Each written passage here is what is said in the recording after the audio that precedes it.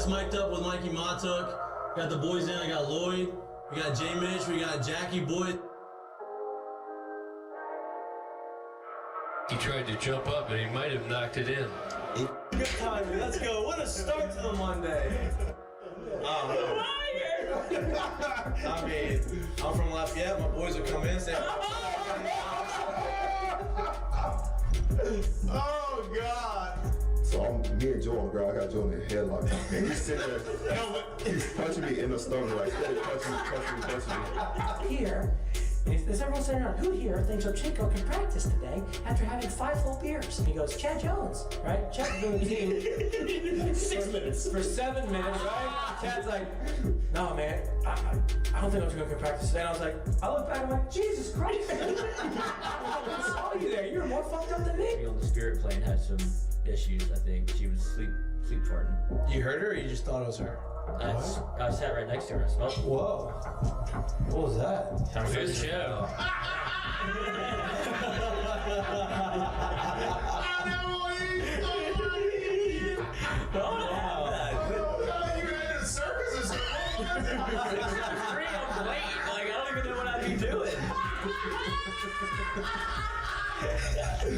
Now, when you do go to spring training, are you gonna bring your chinchilla and your turtle? My dad tell you about it. The SEC is God, they hate fat people. I mean, I get crushed for that. You know what I mean? It's like, come on, man. Hey, just the South, bro. You got a bunch of food down here. Like they should. Players, look at Lloyd. You know what, Lloyd? You're looking for a recruiting coordinator, coach. I'm here. He's like, I'll piss my pants right now. No way. We're wearing gray pants, long gray pants. He goes, I'll piss my pants right now.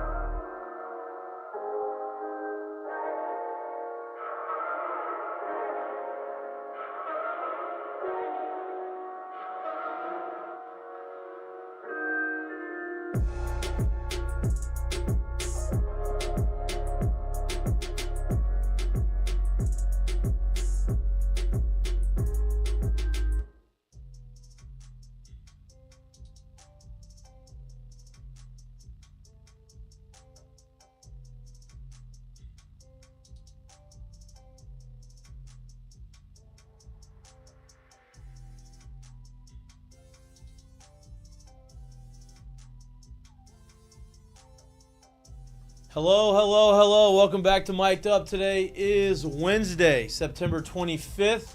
Back live in our beautiful studio at Indigo Papers, indigopapers.com. I don't know if you call it Indigo Papers, if it's called Indigo. We're here at Indigo. If you walked in here, which this isn't a, they don't sell directly to the public. It's a distributor. But if you walk in, stacked to the top. Yeah, something's going right. I mean, they got some things happening here. If you like the THC seltzer drinks, which are very tasty and very good, they're in the Rouse's. There are any Rouse's that you can get to. They're in the grocery stores now. I think that's why. Wherever they're going into, they're going out pretty quick. Listen, they get big shipments here. There was a small moment where everybody thought, oh no, like this is not going to be happening because the legislature ends up going their way, and all of a sudden business is booming. So. Great products. Go check them out. If you want something other than the seltzers, indigopapers.com is the place to be and the place to go and shop. But we got a lot of sports conversations to have. It's Wednesday, so it's Ask Mikie and Mitch. Lloyd's sipping on some seltzers, and we're gonna get real froggy with the show today. We're gonna take a leap of faith and just get froggy. I expect big things from Ask Mikie and Mitch. Yeah, let's go. Let's have a good time. Bring your personality in the questions. Let's make this thing fun. LSU South Alabama this weekend. Obviously, we have a little time to go and talk about that, but I think you look at the schedule and you look at, it's South Alabama. No, whatever. Oh, no, not just whatever. Sneaky. I would bet the over. I've already bet the over. I'd imagine the over is going to continue to rise. If it hasn't already. I took it at 65 early in the week. South Alabama's offense has put up points. They made noise around college football because of the 87 points that they put on Lloyd School of Northwestern State. And the University. white flag they made them wave and say, hey, can we cut this game down a little bit right now? Yep. Disband the program. Running what? Disband the program. Yeah, I mean, that was tough. 87 points, and they had a 6-minute running quarter. The last 6 minutes were running time. On So the game only went in. 19 passes. So. Yeah, so 6 rushing touchdowns. Their quarterback's a redshirt freshman. Southpaw has a bazooka, apparently. The last thing Northwestern State did in football. Bazooka arm, bum toe. He stubbed his toe. That's why he missed one of the games that they lost. Sounds like a made-up player. I don't know if he stubbed his toe. I'm just making that up. But it was a toe injury. Could be Bum toto. whatever it was. But he slings the rock a little bit. They score some points. Runs it, too. Runs it a little bit, too. I think he's averaging like 8.9 yards per carry. Should be a challenge for the defense, which I like to see. It's going to be fun to watch to see how they adjust to this type of offense. Obviously, talent-wise, top to bottom, LSU is better. And they should win the game running away. But they're going to have to stop that offense, which is a good test before the bye week, before you face another offense that is really good that can put up a lot of points. So that's this week. We're going to get into that, talk a little bit about that. Obviously, talk more about that tomorrow. We're going to also talk a little gambling with our boy Bryce Koon, friend of the show. He's a regular guest of our show. Has a lot of conversation, has a lot of insight around college football. Also, great insight in the betting world. Also has a lot on his bet slips. No doubt. No doubt. We love that. Look, Mik'd up parlay 3 straight weeks with a dub. So we're riding high on the winning streak, and we're going to hopefully continue that to 4 straight weeks this weekend. We'll see what happens. We haven't talked about. But say, does the over make the ticket? I don't know. I haven't looked at the gambit yet. We're gonna. That's something that we do. Georgia, Alabama. Yeah, we can't on change there. up the process. Yeah, right. We don't want to put picks gotta in and stuff go too early. We've done it all. Not last minute, but we've done it all on Thursday, Friday. Stay in that area and keep going with it like that. Gotta stick with the process. Civil discourse. Huh? Civil discourse. Yeah, right. Look, that's why we've been winning, because we've been smart about it. We've been talking about it. We've agreed-ish on some of the picks, and it's all worked out. So we're gonna do that. We're gonna talk a little gambling with Bryce. He's gonna come in. You come on the show around 6:45. Obviously, a lot of LSU conversation to be had with him. He is obviously behind the scenes, interviewing players and coaches and kind of getting some of the vibes. It's easy to read a quote or listen to a press conference. When you're behind the scenes, you get to interview them, in the locker room after practice or after a game. You get to see the body language and kind of how they react. So we're going to get some of that insight from him and talk about all the other stuff that's happening in college football. UNLV, making noise. Not only are they 3-0, they lost their quarterback. Yeah. Not to injury. Not because he's ineligible, but because he decided to take his name and take it off. Say, I'm not playing. I'm in a red shirt, because he was promised a certain amount of money in the NIL that he has not received. And so, due to unfulfilled promises, I'm no longer playing. I think the 4th leading rusher on the team, the running back, followed suit. Both of them are no longer playing. Tough look for UNLV. Tough for the guys on the team that are 3-0, that are kind of moving in the right direction. Obviously, just another conversation to be had with NIL, another curveball to be had. Obviously, there needs to be something in place to create some law and order, to create some sort of structure so that this stuff does not happen. We're going to get a little bit more into detail on that. If you watch football and you enjoy football, Monday Night Football is a doubleheader, which I don't know how I feel about the doubleheaders. Thank God it was a doubleheader. I don't like them staggered either. Me either, but thank God, because the Buffalo Bills absolutely curb stomped. Is that why it's a doubleheader, just in case of a blowout? There's not very many blowouts in the NFL. I mean, there's only like 2 or 3 doubleheaders they're doing during the year, so that can't be why. They have another one next week. Yeah, that can't be Carolina why Panthers they keep are doing playing, it. Seattle Seahawks. Well, I guess it's a way to get revenue to different streams at the same time. Yeah, but it's the same company. Right. ESPN and ABC. You're pumping numbers for both at the same time. Yeah, I guess. Either way, the Buffalo Bills game started first against the Jaguars. 47-10, I think, was the final score. Never competitive, never a good game. But luckily, the game that followed it, that was staggered about 45 minutes after, was very good. Cincinnati Bengals versus Washington Commanders.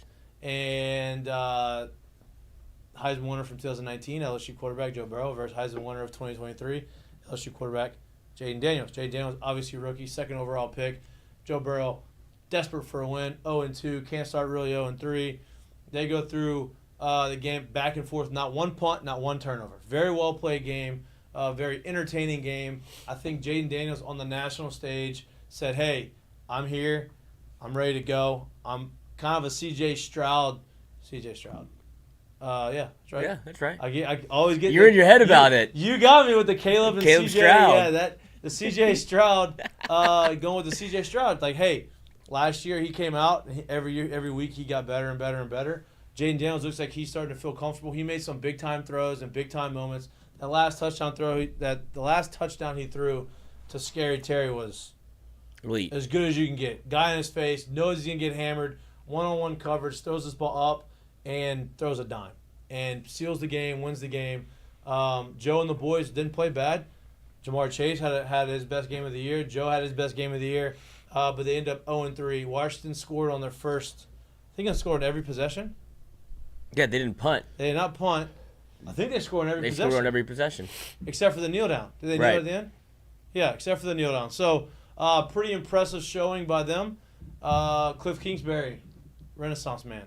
College offense. Back in there, college offense. Taylor Britt. Who was it said that? Cam Taylor-Britt. Taylor-Britt. Yeah. Hey, And He's been boisterous the last couple of weeks. Hey, listen. He's 1 for 2 right now. Yeah. Listen, maybe a college offense. The college offense put up 38 points against you, and the quarterback completed at a 91% 90 clip. plus, yeah. He incompleted 2 passes. One was an overthrow. One was a miscommunication. Pretty good. Pretty impressive. Very fun to watch. Really good showing for LSU to have those guys out there. Obviously, Jamar Chase, 2 touchdowns. Joe Burrow looked good. Jayden Daniels looks great. I would imagine he's probably the front runner right now for Rookie of the Year. Only 3 weeks in. 4 weeks in. 3 weeks in. He's got to stay healthy. 3 weeks in. I wonder if Chicago is regretting not bringing in Caleb Williams as offensive coordinator to be his offensive coordinator again. Good point. That's obviously seems like it would probably been a Easy transition, but it's a new regime there, right? And they're trying to keep the guys that they're familiar with.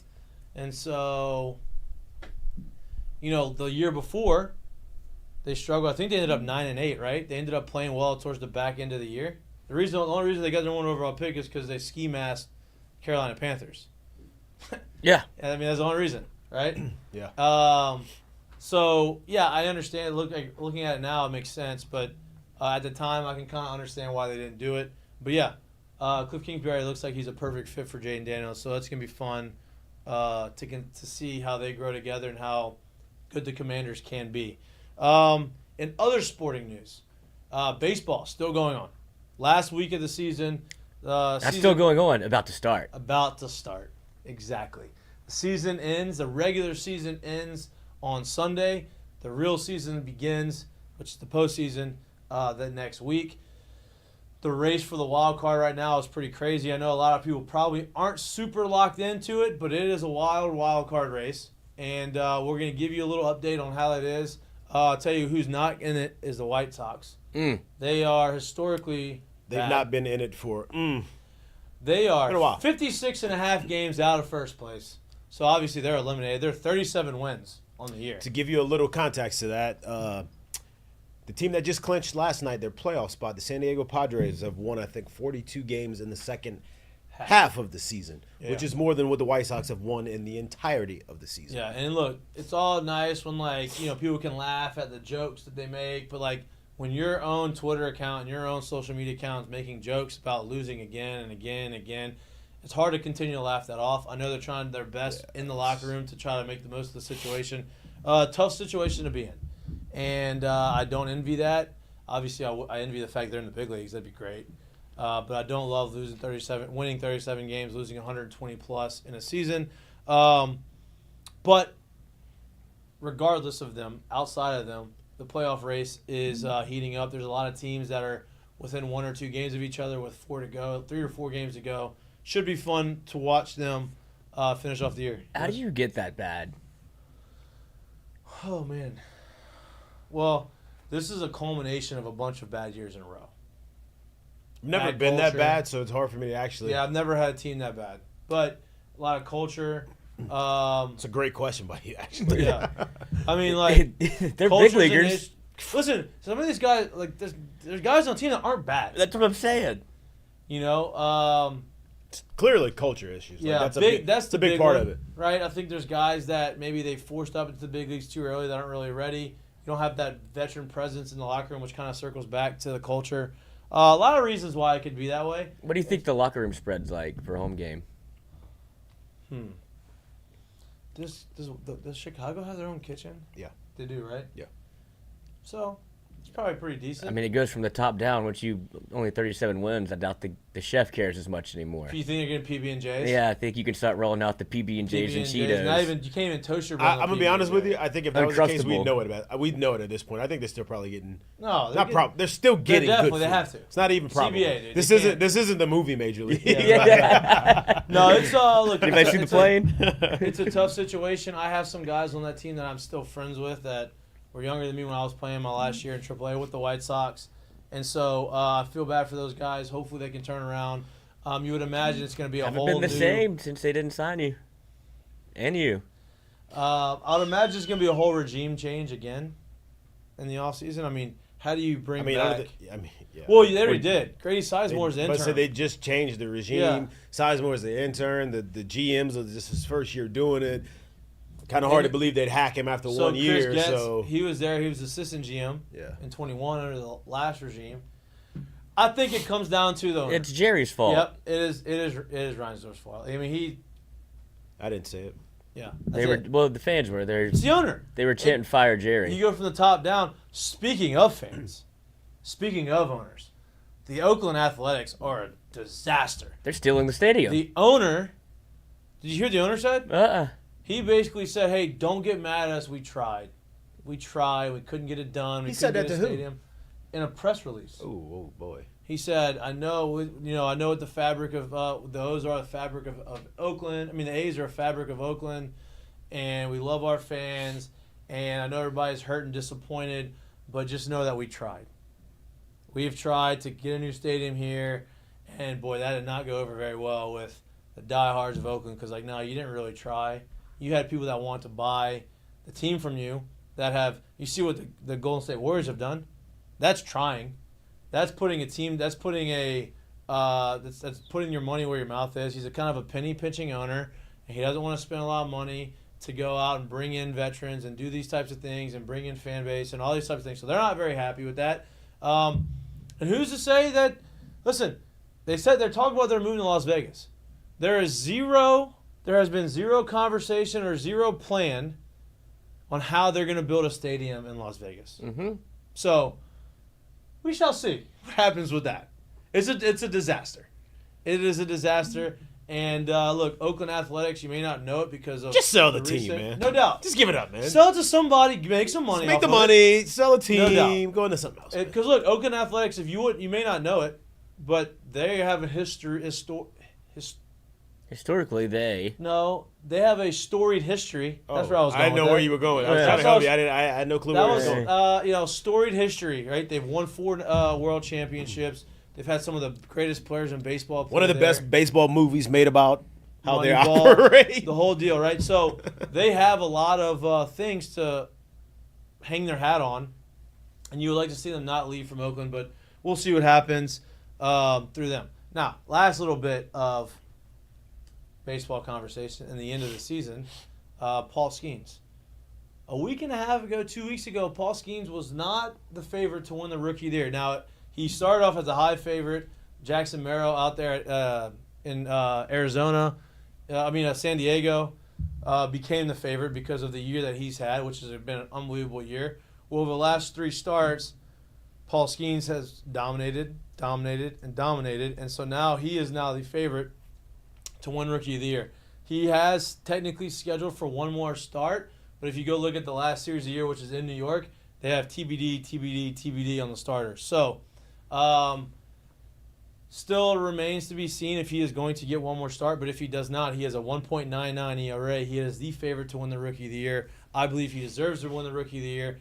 In every metric that you can kind of compare between an offensive player and a pitcher, which is WAR and some of those things that the things that he does that he means to his team, Paul Skenes' metrics are better than Jackson Merrill. I'm obviously biased towards him, but I think what you're seeing in him is something that you haven't seen in a century, basically. So that to me is. I mean, the runaway winner for the American League is Luis Gil. Yep. And just looking at his numbers, great numbers. Doesn't compare. 3.27 ERA doesn't. Like, that's what I'm saying. Like, I don't know what the Jackson Merrill. I guess just because it's Look, you said something 283 with 20 something, 26, and having a great year, but he's not doing something that someone else hasn't done in the very recent past. Yeah, I don't know how a rookie starter can break into the big leagues in May, throw almost 150 innings, have a sub-2 ERA, start the All-Star game as a rookie, and somehow not make or not be the rookie of the year. That would be just unbelievable. I don't know what you would have to do as a either position player, another pitcher, whatever it is, to be able to trump something like that. I just don't feel like it's been done this year. That's for sure. I mean, I agree. And he's done everything. He sells out every time he pitches. People want to go and watch him, and he's been electric every time. The most runs he's given up all year is 4 runs to the best team in baseball. One of the best teams in baseball. He's got a sub 1 whip. Like everything that he's done has been crazy. And then we're not even coupling that with him being with his past accolades, with everything that he's done in the past. Like we're not even. We could literally just say, if I dropped random nobody in this situation and this is what he does, you'd be like, sounds like the rookie of the year to me. Mm-hmm. I don't have to tell you that he's 6'6", that he's a former national champion, that he's the former #1 overall pick. I don't even have to tell you all of that stuff. Literally, if you just saw the numbers, you'd be like, well, I mean, what are we talking about here? Did the shadow comparison? He doesn't have. I don't know what his run support is. I don't know how many runs he gets on average per game. He's 11-3 though on the year. So and Pirates are very good. He's had and a couple of those losses, he hasn't given up more than 3 runs, maybe more than 2 runs. There's one loss there. He only gave up one run. The Pirates just scored 1 run. They scored 0 runs, right? And so, and he's also he has some no decisions where he's given up 0 or 1 run, and the bullpen ends up blowing the game. My point is, he's done everything he needs to do to win the Rookie of the Year, and I hope he wins it. He deserves it, and I can't wait to watch him hold up the Rookie of the Year trophy because they will not make the playoffs because they have no offense. And that's another team that needs to spend some money. But they don't like to do that. Well, they're keeping it. They don't want to spend it. Yeah, they don't like. They're keeping it. They're pitching it down to the 100,000 right now. Owners haven't realized how you can make a lot more money if you spend it. Like, hey, it takes money to make money. Hey, listen, you want to go and you want to make a lot of money? I bet you if you go, especially in Pittsburgh, if you go and you figure out a way to win a World Series, I'll bet you that your jersey sales and your ticket sales and all the stuff that comes with that skyrockets. I would imagine that happens. Even if you don't win the World Series, if you make the playoffs for the first time in forever, I would imagine that your fan base in Pittsburgh was one of the best in the world, would probably be pretty excited. And they spend some money at your stadium, which means you probably buy make some more jerseys, money. some It's amazing how that works. But if you play baseball longer for a season, I was you probably shocked will to say, make more money. I was shocked that they had an $80+ million payroll. I thought it was less than that, but that's still not that high. You have teams that are winning that have a $300 million payroll. Yeah, like it's not competitive. No, it's just not competitive.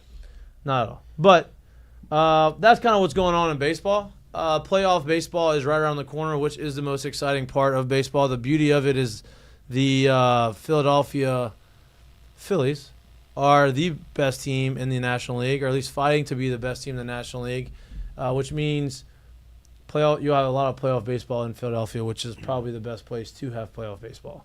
I would love to get to a game out there. That'd be amazing. That'd be fun. I'm gonna try. I'm gonna see what happens. But we're here to talk a little football. It's a lot of baseball talk. We're going to talk more baseball as we go.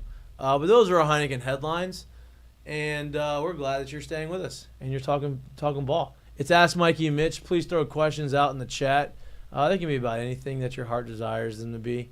Whatever you feel like you want to have a conversation about, let's have a conversation about it. Let's start with this conversation before Bryce comes on the show in about 20 minutes. Let's talk about LSU football a little bit, okay?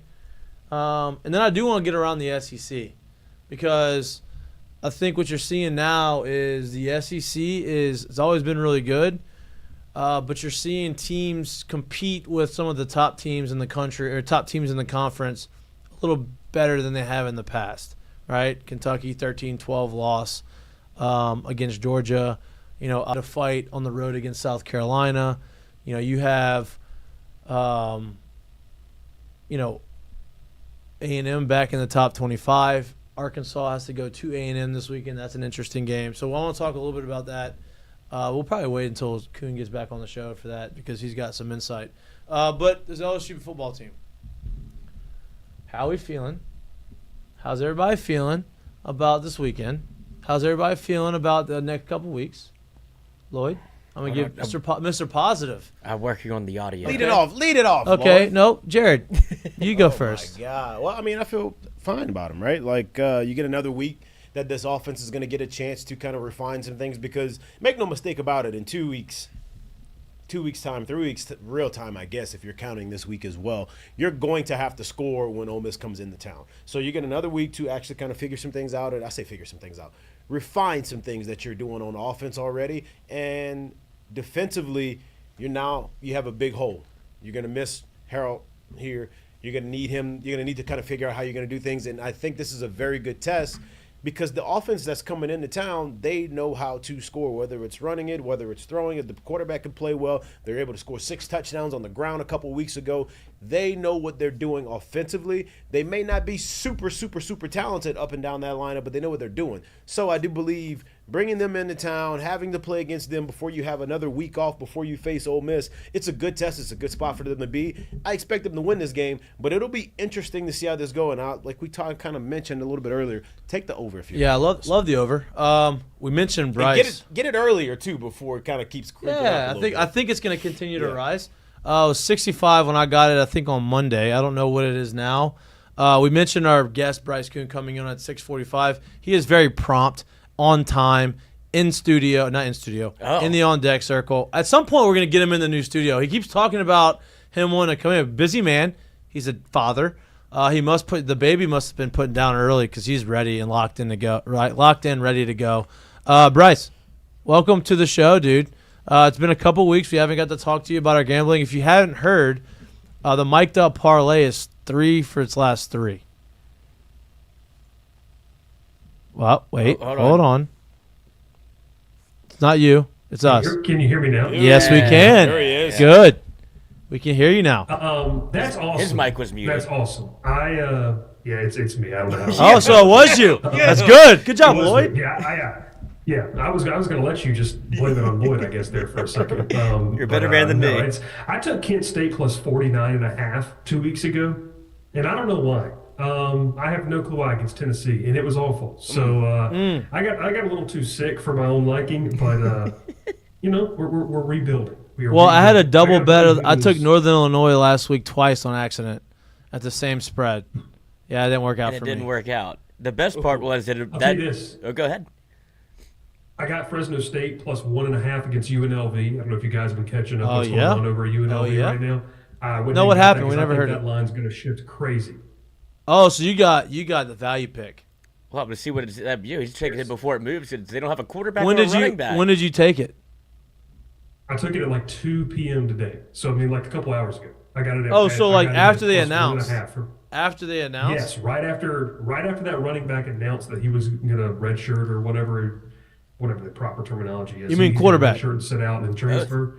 Yeah, no, the starting running back announced too that he's doing it. So the quarterback and the starting running back are not playing him. I was surprised. Usually Vegas is on top of these things before they come out. Like the line moves, oh, that's kind of shady. Then all of a sudden, boom, this news drops, and now, oh, damn, we couldn't get it in time, But look, you're a sharp. That's you. That is a sharp pick. Yeah, good for you. Yeah. We haven't gone through the gambit yet of picks for this weekend. We haven't done our show parlay. We'll talk a little gambling with you as we go. But before we get into that, let's talk about a little bit of LSU football and college football as a whole. LSU has a lot of things that are happening, I guess you can say. Yeah.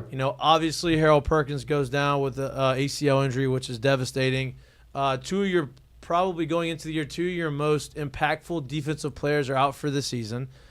Offense has been pretty good. I mean, I would say it's been really good, considering all the guys they lost last year and some of these unknowns.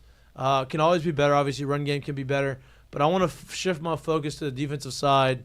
What's been the conversation with the team and behind the scenes on how they're going to replace Harold Perkins? Are they going to change scheme? Are they going to rotate? I mean, they're going to have to play some guys that may not be ready quite yet. Yeah, I mean, I think it can kind of be summed up with Brian Kelly talking after the game on Saturday that, no one else is walking through that door. We've heard so many different coaches say that over the past couple of years just about their situations. But, I mean, no one's walking through that door. I mean, this is really it. I mean, there's no, trade deadline. There's no midseason acquisition, free agent pickup, JUCO pickup that you can go get.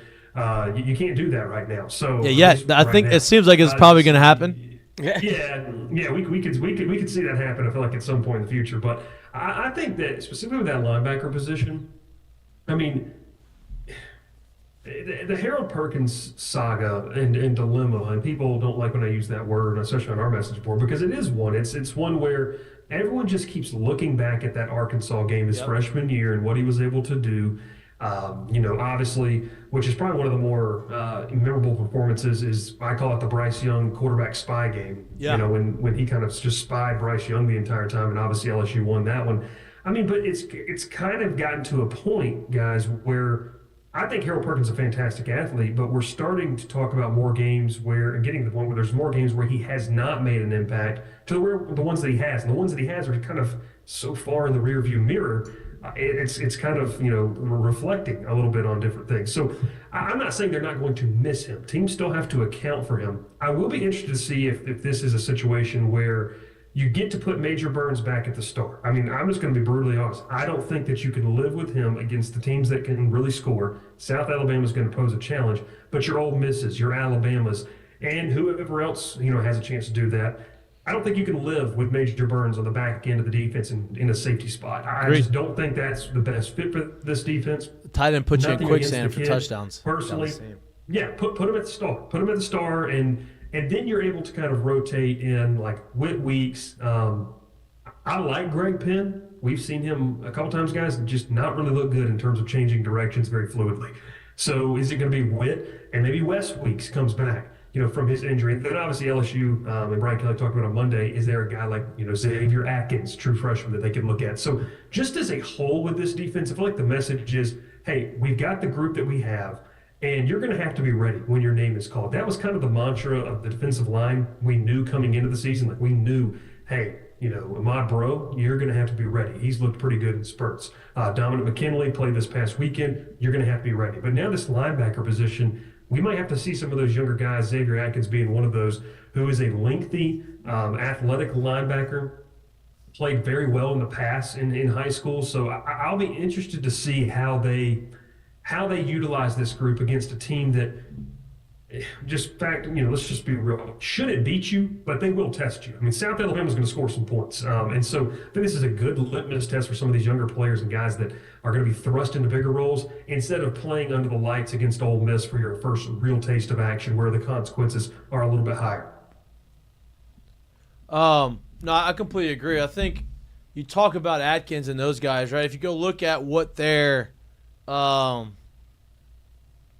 guess, the media guide says that they're listed, feels like now they're young. Obviously, they're gonna mature. I'm sure that they probably are a little bit more developed now than they were when that came out. But they're both pretty light, right? 210, 215, in a position where last year you saw Harold Perkins kind of get pushed around a little bit at a weight that everybody said, oh, he's not really big enough. You have to play on the inside. Do you think that's going to be an issue? Now, obviously, they're not going to count on them to play every single down at linebacker. And linebackers not – to me, and me and Jared talked about this, if there's a position to lose a guy, like I think linebacker with the way that the defense is schemed up is the position group that you'd be okay doing it. The back end obviously doesn't have a lot of guys, and you don't want to lose another guy like you did at Jacoby and Guillory. Is that something that is off base, or is that something that you agree with? I would would agree, but just because of, like you mentioned, how this defense can be constructed and how they can freely move back to a different way. Because, I mean, you could essentially roll with, and I know for, people who are really kind of in the schematics, you could roll with obviously the 4-2-5, where you could put both Weeks brothers. I think that's probably your best pass coverage linebacker duo right now. You could put both Witt and that's a tongue twister. Witt and West at the linebacker positions. And then you could roll with 5 DBs and have, maybe a Javian Toviano on the field in some sort of capacity. You also got to remember, too, Zy Alexander. I mean, is he going to be full go for this weekend? That kind of, muddies up the cornerback room and having to flip so many guys or switch guys around. So I don't think it's completely off base, to say that. You don't want to lose a guy like Harold Perkins, but with how versatile Blake Baker has had to make this defense due to having Harold Perkins, I would say that the loss of Jacoby and Guillory, and I don't know if people agree with this, that hurts more than Harold Perkins right now. And I think that's just based off of numbers and based off of experience at the position, and really to this point based off of impact. I mean, we just haven't seen that impact from Harold Perkins enough for me to say, yep, season's over, put this one in the bag. And I think Blake Baker can hide that more than they could hide not having a Jacoby and Guillory up the middle. So for a team that's thrown it for over 1,000, has rushed for almost 1,000 on a year. I think they got 14 rushing touchdowns, 10 passing touchdowns. They clearly know how to move the rock. Would I be off base, or would you agree with this team coming in, although you should still beat them at the end of the day, is literally going to be the blueprint for what they can and or can't do throughout the rest of the year, in the sense of this is a good team to bring in to test you, to understand and know where you need to move forward, because in 2 weeks, that is when the real schedule really starts, if you will, and you're going to bring in Trey Harris and Jackson Dart and that group and what they can do offensively. And what you put on tape here, I believe, is going to either carry you and or break you throughout the rest of the season. Would you agree with that? I would, and I would say on the flip side, I think teams are going to look at what South Alabama does well and try to utilize that, especially Lane Kiffin and Ole Miss. I mean, just in terms of what they like to do, getting the ball out in space to different guys, whether it's through the screen pass game, the short to intermediate game, and then obviously using that to open up, the deep throws, and then running the ball. A lot of zone scheme. Both teams like to do this. So I think that, to your point, it's going to tell LSU a lot. I mean, this game against South Alabama, for a lot of people, and I get it, I understand, it's not, Georgia Alabama is going to be played around the same time. I know a lot of people are going to be wanting to watch that, and I get that, I understand that. My wife's a UGA grad, she's going to watch it. My entire family's UGA guys and gals, they're going to want to watch that game. I get it. But just in terms of what I'm able to see and kind of what I'm able to watch, this game's massive because you're going to get a lot of telling points about, okay, Perkins is not on the field. We know Guillory's on the field. What can this unit look like, and what can they take into the bye week positive that they can develop and work on? Because there's not, I mean, I don't want to go too far into this, fellas, but there's probably not a bigger game in Brian Kelly's tenure than what's going to happen on October the 12th. I don't know, up until this point. I mean, I understand there's been some big games, and I get it. Alabama coming to Baton Rouge, 2 years ago was massive. This game's big because if you lose this one, the season starts to kind of teeter on can they even, go for a playoff spot, or is this team that's, struggling to get to 7 or 8 wins? On the other hand, if you win this game, it could propel and change everything we thought we knew about this team just 3 weeks ago, against South Carolina. So I think this is big. There's a lot of things you can take away from it. And to your point, it's not an opponent that should be overlooked. Like you said, Jared, I mean, they can move the ball and they are balanced. Yeah. I mean, Brian Kelly talks about complementary football in terms of offense and defense. When you look at specifically just the offensive side of the football and what they're able to do, I don't care if it's against Northwestern State or, App State. That's a hard place to go and win for people who are not, in tune with the Sun. I don't think this App State team is what they have been previously. But just in general, it's hard to do that. Like, you still got to go out there and execute. And they're doing that at a high level right now, and they've got a lot of confidence about themselves. And also, too, they have nothing to lose. I mean, this doesn't go on their mark in terms of Sun Belt record. They can still win the Sun Belt and win their conference and go to a bowl game. This is an opportunity for those kids to showcase. And in today's era of college football, it's an opportunity to go up against a Power 4 team, an SEC team, and show why maybe you deserve, and that next portal cycle opens, why you should be playing with those guys or against those guys in the same conference. Great point, because every game that you play, they talk about in professional sports, hey, every game that you play, no matter where you're at, You could be the White Sox and have 37 wins on the season, but every game you play is an audition for another team, right? Because at any given point, if that team needs you or needs someone like you or likes you, they're going to come and get you. And college football is the same way now. Any game, every chance you have to put good tape out there is a chance for you to go out and put yourself in a position to go out and play at a bigger school, right? And so, South Alabama is going to come in, like you said, with a lot of confidence.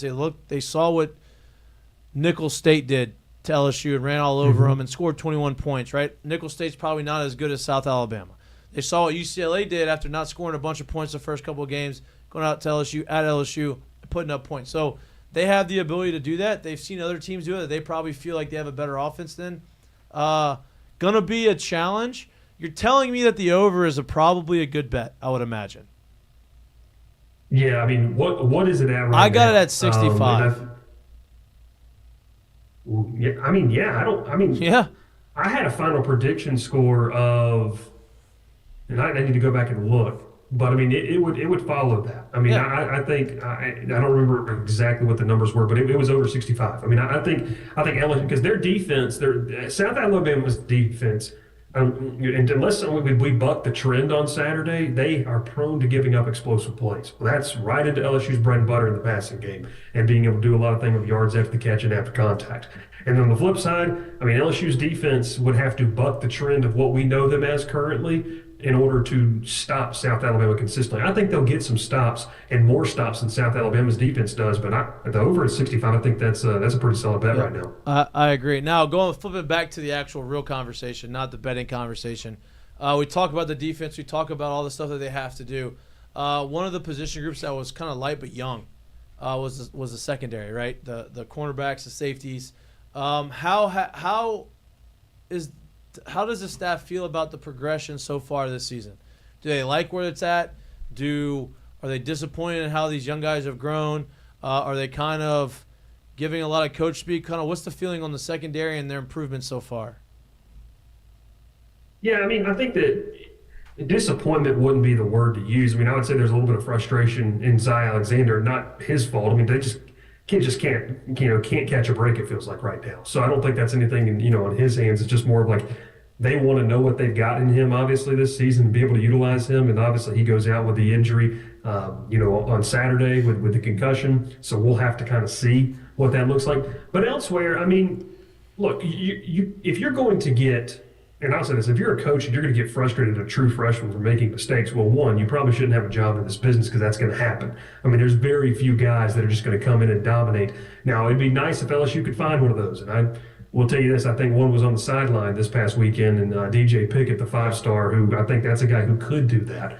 He's that good of a talent. But in terms of guys they got, like P.J. Woodland, I mean, I think they've liked where he has developed. And we talked about it all fall camp, like, okay, P.J. Woodland, we're seeing what he's doing. In spring ball, he looked ahead of schedule. Well, you don't know those things until you get into a game where you don't know the tendencies of the guy that you've been going up against for the past 3 weeks. I mean, you really can't evaluate that. And now that we're 4 weeks into this, 4 games in, we'll be 5, and they get the bye week, I think that if you had to look at this group, it's like you're like, okay, it's been okay. I mean, it's definitely better than it was last year. I feel like there's an idea. They know what they're doing. They know when and where to be places. For lack of better words, guys, kind of what Brian Kelly said, do your job. And sometimes I think these guys, including the whole defense, gets big eyes in terms of like being able to look at other opportunities, jumping on that, and now your assignment is not there anymore, and that's where the big play happens. So, guys like I mentioned with P.J. Woodland, I tweeted this out during the South Carolina game, fellas, and it kind of blew up, but I firmly believe that and I want to be careful how I say this, the guys who have the better God-given talent, look, you guys play sports, you know what I'm talking about. Like the guys who are just, they just show up and they just get it in terms of that. I think those are the younger guys in this roster, specifically the defense and specifically the back end. Yeah. But I do not think that they are at the point where you're comfortable throwing them out there for 40, 50, 60 snaps because you don't know how that is going to average out in terms of we're going to see more good than bad. Now, at some point, I think we're going to come to a crossroads because the veterans, and just in my opinion, and look, there's a lot of statistical data that backs it up so far this season, you could say the same thing about them. You know what you're going to get out of some of those guys. You don't. At what point do you flip the script is, okay, we're going to go with more of those guys. So like P.J. Woodland's a guy for me. Deshaun Spears, look, we've seen him get beat a couple times. That's going to happen. Yeah, right. But you're never going to learn about some of these guys if you don't let them play. I'm not as worried about Woodland, Spears. Bernard Causey's a guy that I'll be interested to see, a freshman out of the New Orleans area, to see if he gets some more run. But it's more guys, and here's two names that I'm interested in. I don't want to speak on the legal situation because I don't know. Javian Toviano and Kylan Jackson. Those are guys that have been in this program for a year. Very different situations. But if you're Kylan Jackson, you're not really getting a lot of run. And the question is going to come at some point internally for him, with his family, with his camp, of if you're not going to play me right now, and where our starters aren't dominating or not lighting up the world, what's the point of me being here? Right. I'm not trying to plant a seed, or I'm not trying to start a rumor, but that's just the reality of college football we live in. So for a guy who's entering his second year, it's a make or break year. For a guy like Kylan Jackson, if you don't have a defined role by December, then you may have to go somewhere else and find that. So those are the guys I'm more intrigued in, because I don't think that this staff is disappointed. I think they knew what they had. I mean, this isn't, guys, they don't have a bunch of dudes. And that's not a knock. And once again, when I talk about this stuff, I'm not talking about the character of the kid. Right. They just don't have guys. Like, they don't have those, freaky guys that they had in the 2010s and in the 2000s. They just don't have that. They've got guys they could coach up to be good players. But there's not just some 5-star, first-round top 10 pick sitting on that sideline somewhere. So I know that's a long-winded answer to the question, but I think there's some talent there. You got to develop them, and at some point, you have to figure out what you have in these guys, because, like I said, I firmly believe the younger guys are the more talented ones, and how much longer can you keep running the same thing out there and expecting a different result in some of the guys you have currently out there? So I'm glad you bring that up, and I'm going to flip it around to the offensive side of the ball, because I think we're starting to see everything you're talking about kind of form in the running game a little bit. Obviously, Jayden Durham's gotten a lot more play, a lot more run the last couple weeks. But with that being said, there's two names that I want to mention. They're not necessarily super young, but they haven't gotten a ton of run in this part of the game.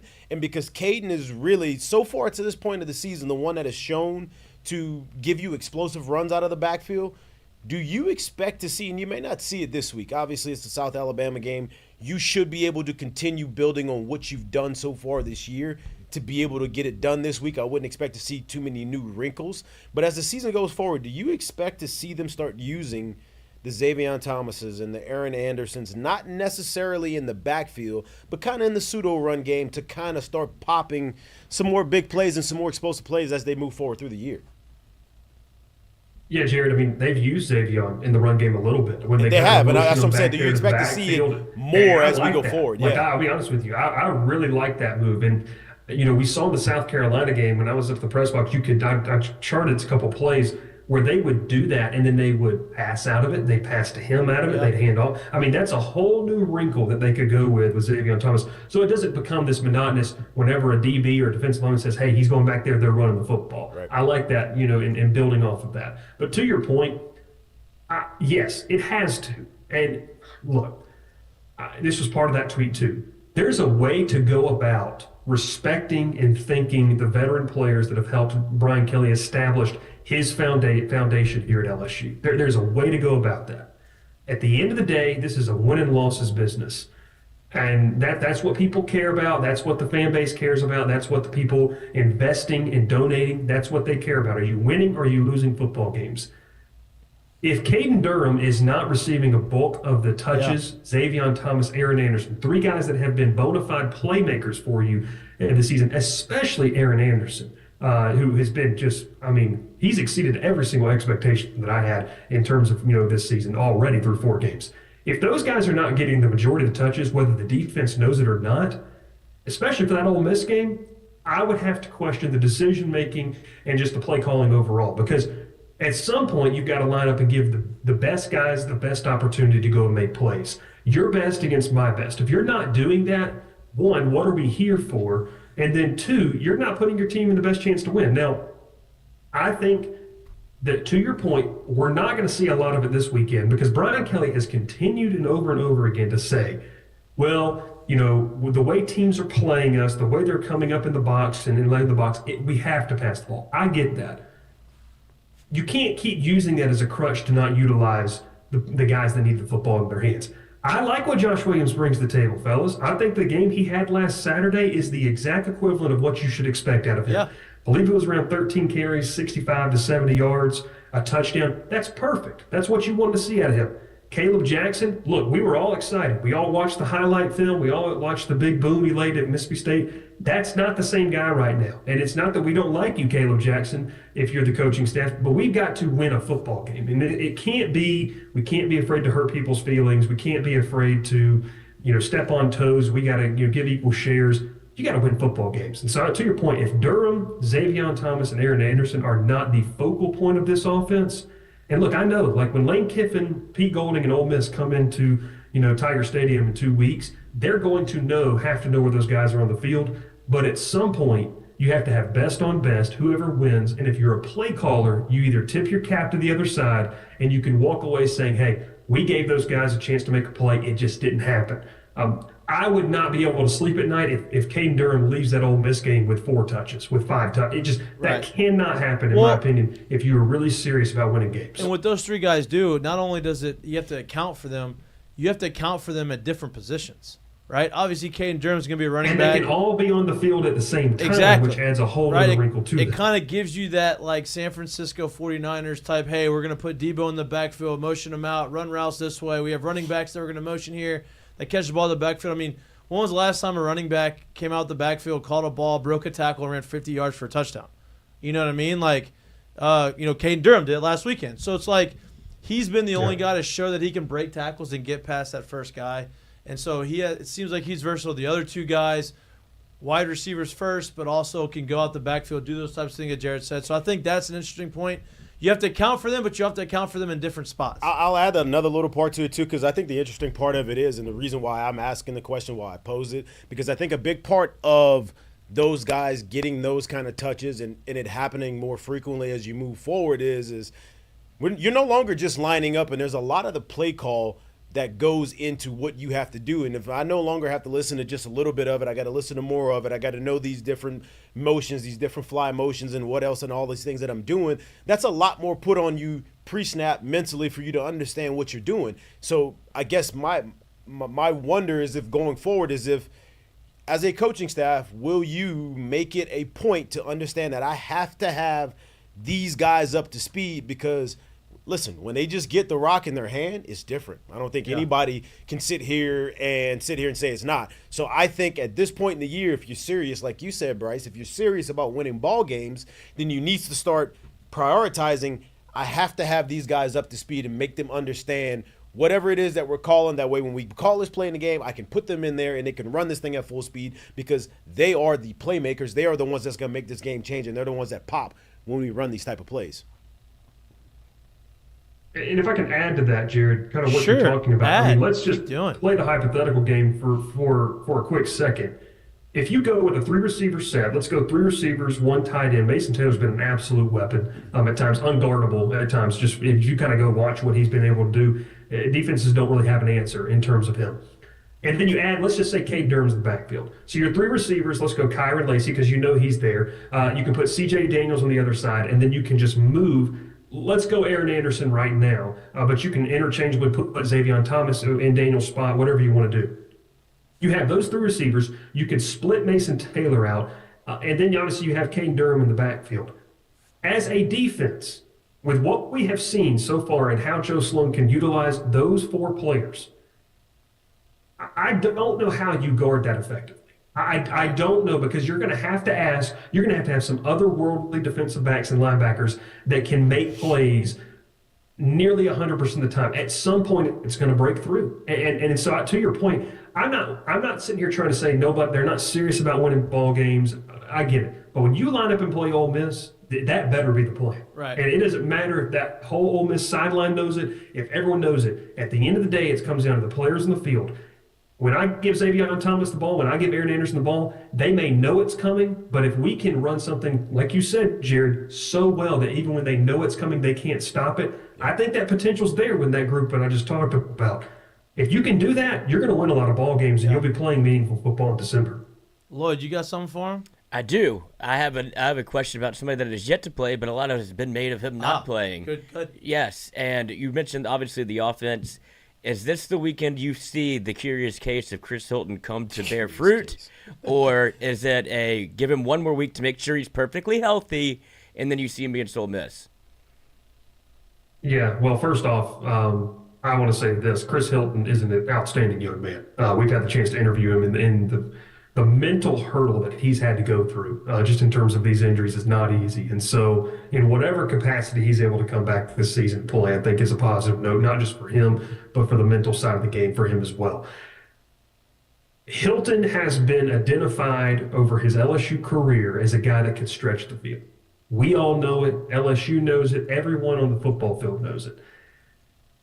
It adds another dimension, Lloyd. But the thing that I saw during fall camp is that he was getting a lot of looks running that, post, running that drag, running that slant across the middle, where it's hard for a safety. It's out of the slot. It's hard for an athletic, star to stay with him. So yes, there is a spot for him. This week, I'd love to see Chris Hilton, leave with like 3 to 4 catches for like 50 or 60 yards and a score, and then rest up for the bye week. Everyone get on the same page, like Jared was talking about, to where when Ole Miss pulls up the film, they're like, okay, we got to account for here, here, and here. Oh, and yeah, Chris Hilton, that cat, he's back. We got to look at him too. So I think he could be a part of this. I do understand the mentality of not playing him until he's 110%.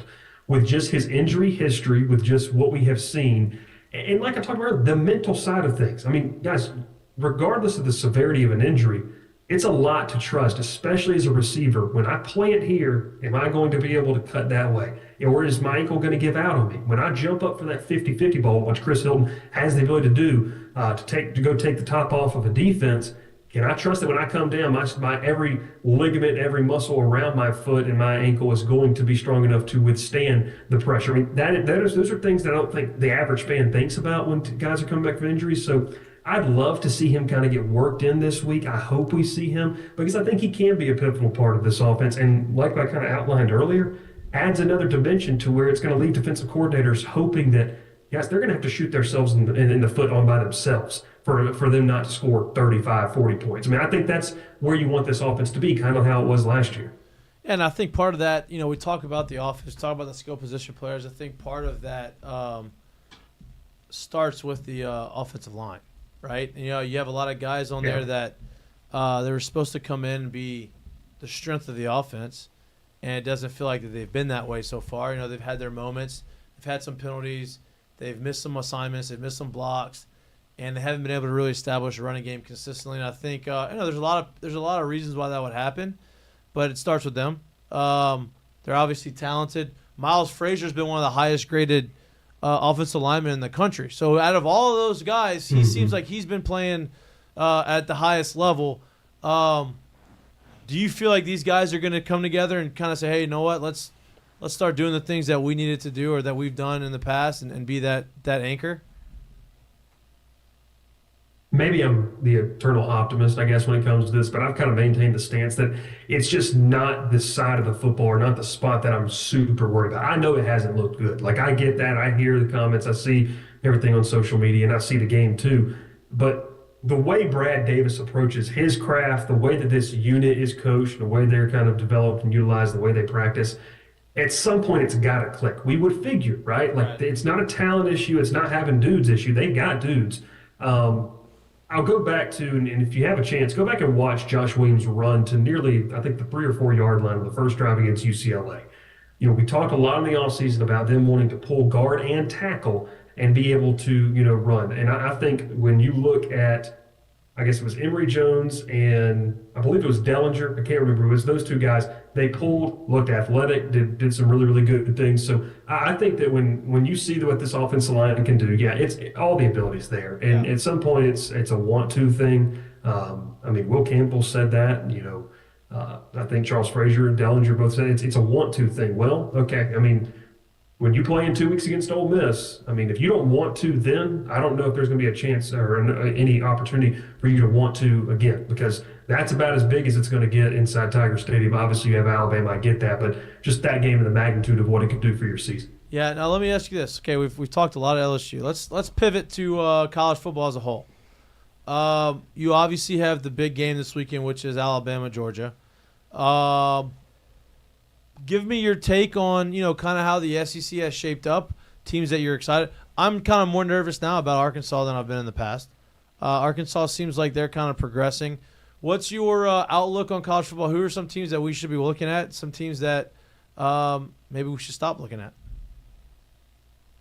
Well, I'm firmly drinking the Kool-Aid of Tennessee. I know that Ole Miss's offense was anemic last Saturday, but this is probably the most balanced, complimentary, Tennessee team that Josh Heupel has had.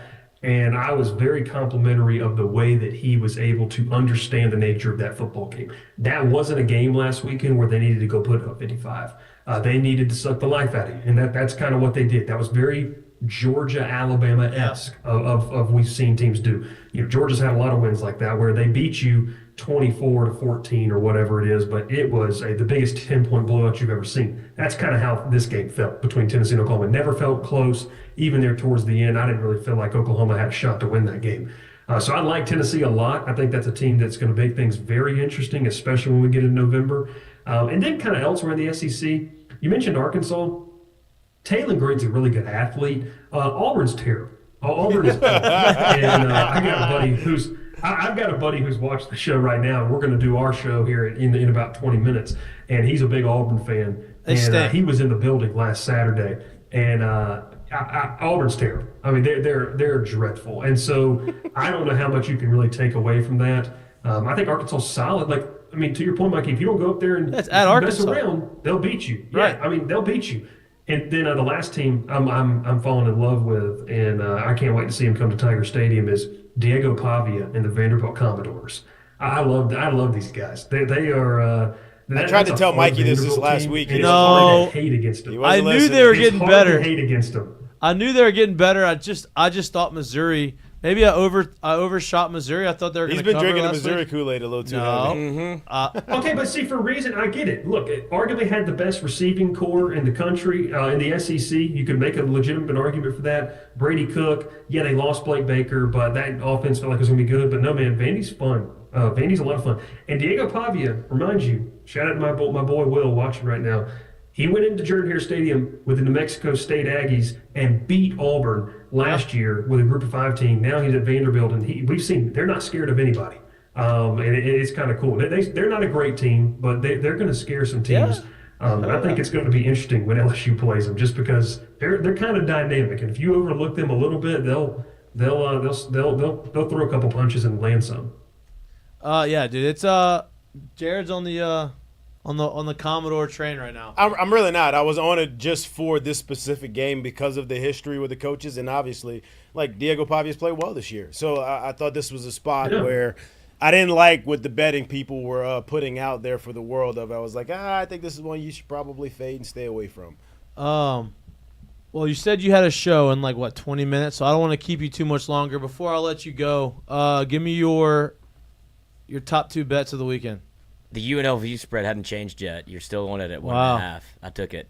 Yeah, I'm still that's going to be my best bet for tonight. We do a weekly best bet. We keep a chart of it. It's awesome. My boy Will watching. He's 0-5. He hasn't won yet, and it's hilarious. And so I'm sitting with Fresno State plus 1.5, and then just specifically for this LSU game.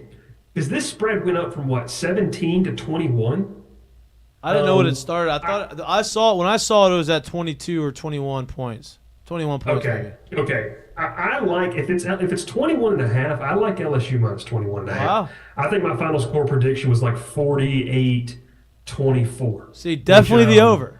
Definitely the over. Yeah. So yes, that was what it was. So it's the over and in the points. I like it because I think LSU is going to be able to score. Right. If South Alabama scores more than 30, fellas, which all the respect to Major Appleboy and what they do over there in Mobile, it's going to be it's going to be some groans from the home crowd. Can I throw you guys going to be at the game? Yes. Yeah. Can I throw a caveat into this Oh. LSU bet? Because as I've been watching LSU play, they've been a big second half adjustment team.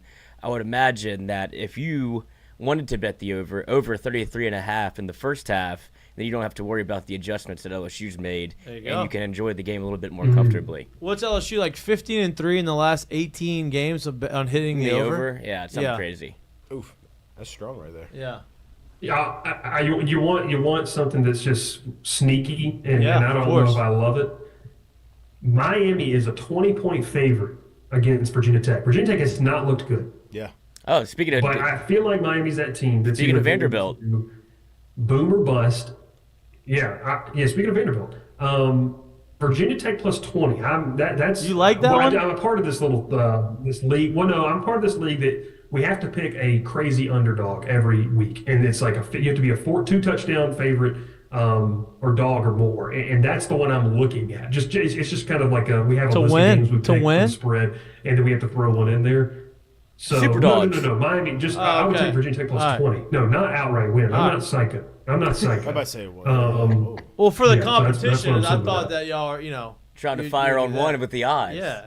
I thought we were gonna have to hang up with you really quick. I was like, hey, I don't know what he's talking about right now. Listen, Yeah, the I like it, don't love it bets. We had one of those last week on our 3-leg parlay that we hit, and it was Lloyd's bet. Lloyd took Navy plus 9.5 and put it on the mic'd up parlay, and I didn't love it, and I to the point where I was, but I gave him the benefit of the doubt because he was 3 for his 3, and it hit easy. 4 for hit. 4. Now he's 4 for 4. Lloyd, my guy watching took the under in that game. Oh. He was under 50, and Navy Navy beat did it by itself. themselves. That's probably the guy that's going 0 for Crazy. 5.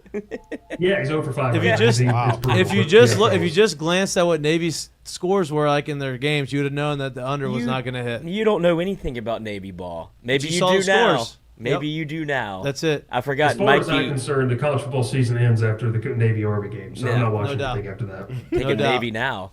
Mikey hates America. I forgot no. about that. Nope, that wasn't it. I just didn't believe that. I thought I was like 9.5. I just don't. I don't know. Well, up it. But you're right, and I'm glad you were because we won 3 straight weeks. So whenever we post a mic'd up parlay, you may want to tail us. Hopefully, we don't know what it is yet, so I can't mush anything. Mikey the Mush. That's what they call him in the chat. But Bryce, I appreciate you, dude. Enjoy your show. Sorry for keeping you so long, and as always, man, we love our gambling and our football conversations. Awesome, fellas. Let me know for next week because we'll have some family in town, so the baby will have a babysitter, and maybe I can hop in and There we head go. over to the studio. Yeah, We'll- pop we'll in, Try to work something out. We'll love that. All right, dude. Yeah, Have a good one. appreciate it, fellas. Thank you. Cage is the man. He just He's gets to great. go do another show in 20 He's minutes. talking gambling all on the other show. Yeah. Listen, he took a 49.5 point. He took a game with a 49.5 point and lost. And lost. Yeah.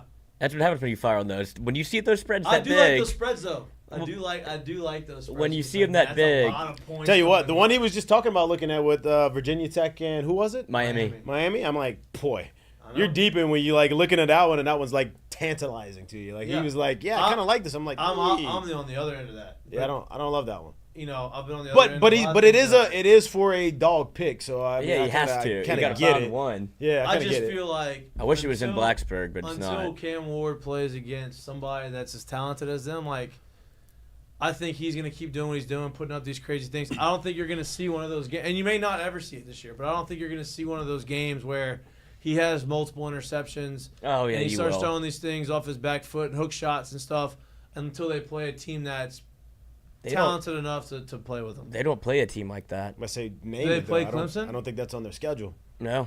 Do they play Their biggest opponent, Notre? No, they don't play Notre Dame. I guess they their wouldn't highest play. ranked opponent right now is Louisville at 15.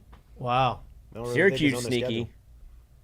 But yeah, The only Wow. time they're gonna play Clemson is if they meet them in the ACC conference championship. Yeah. Yeah. Wow. that's why everybody's making them their playoff pick because Yeah. you look at their schedule and it's I mean, you honestly could even if they don't win that game, unless they got blown out. Say, let's just say they do get to the ACC championship, unless they got blown out in that game, they're probably still in. I think you'd have 2 ACC teams in. Yeah, I mean, yeah, Maybe. I mean, think about it. If at that point Definitely. We Clemson have to. basically runs the table and plays well, and Yeah. they win the ACC, and they're in, and you're sitting there looking at a one-loss Miami team, you can't tell me that they wouldn't be one of the top 12 teams in the country at that No point. doubt.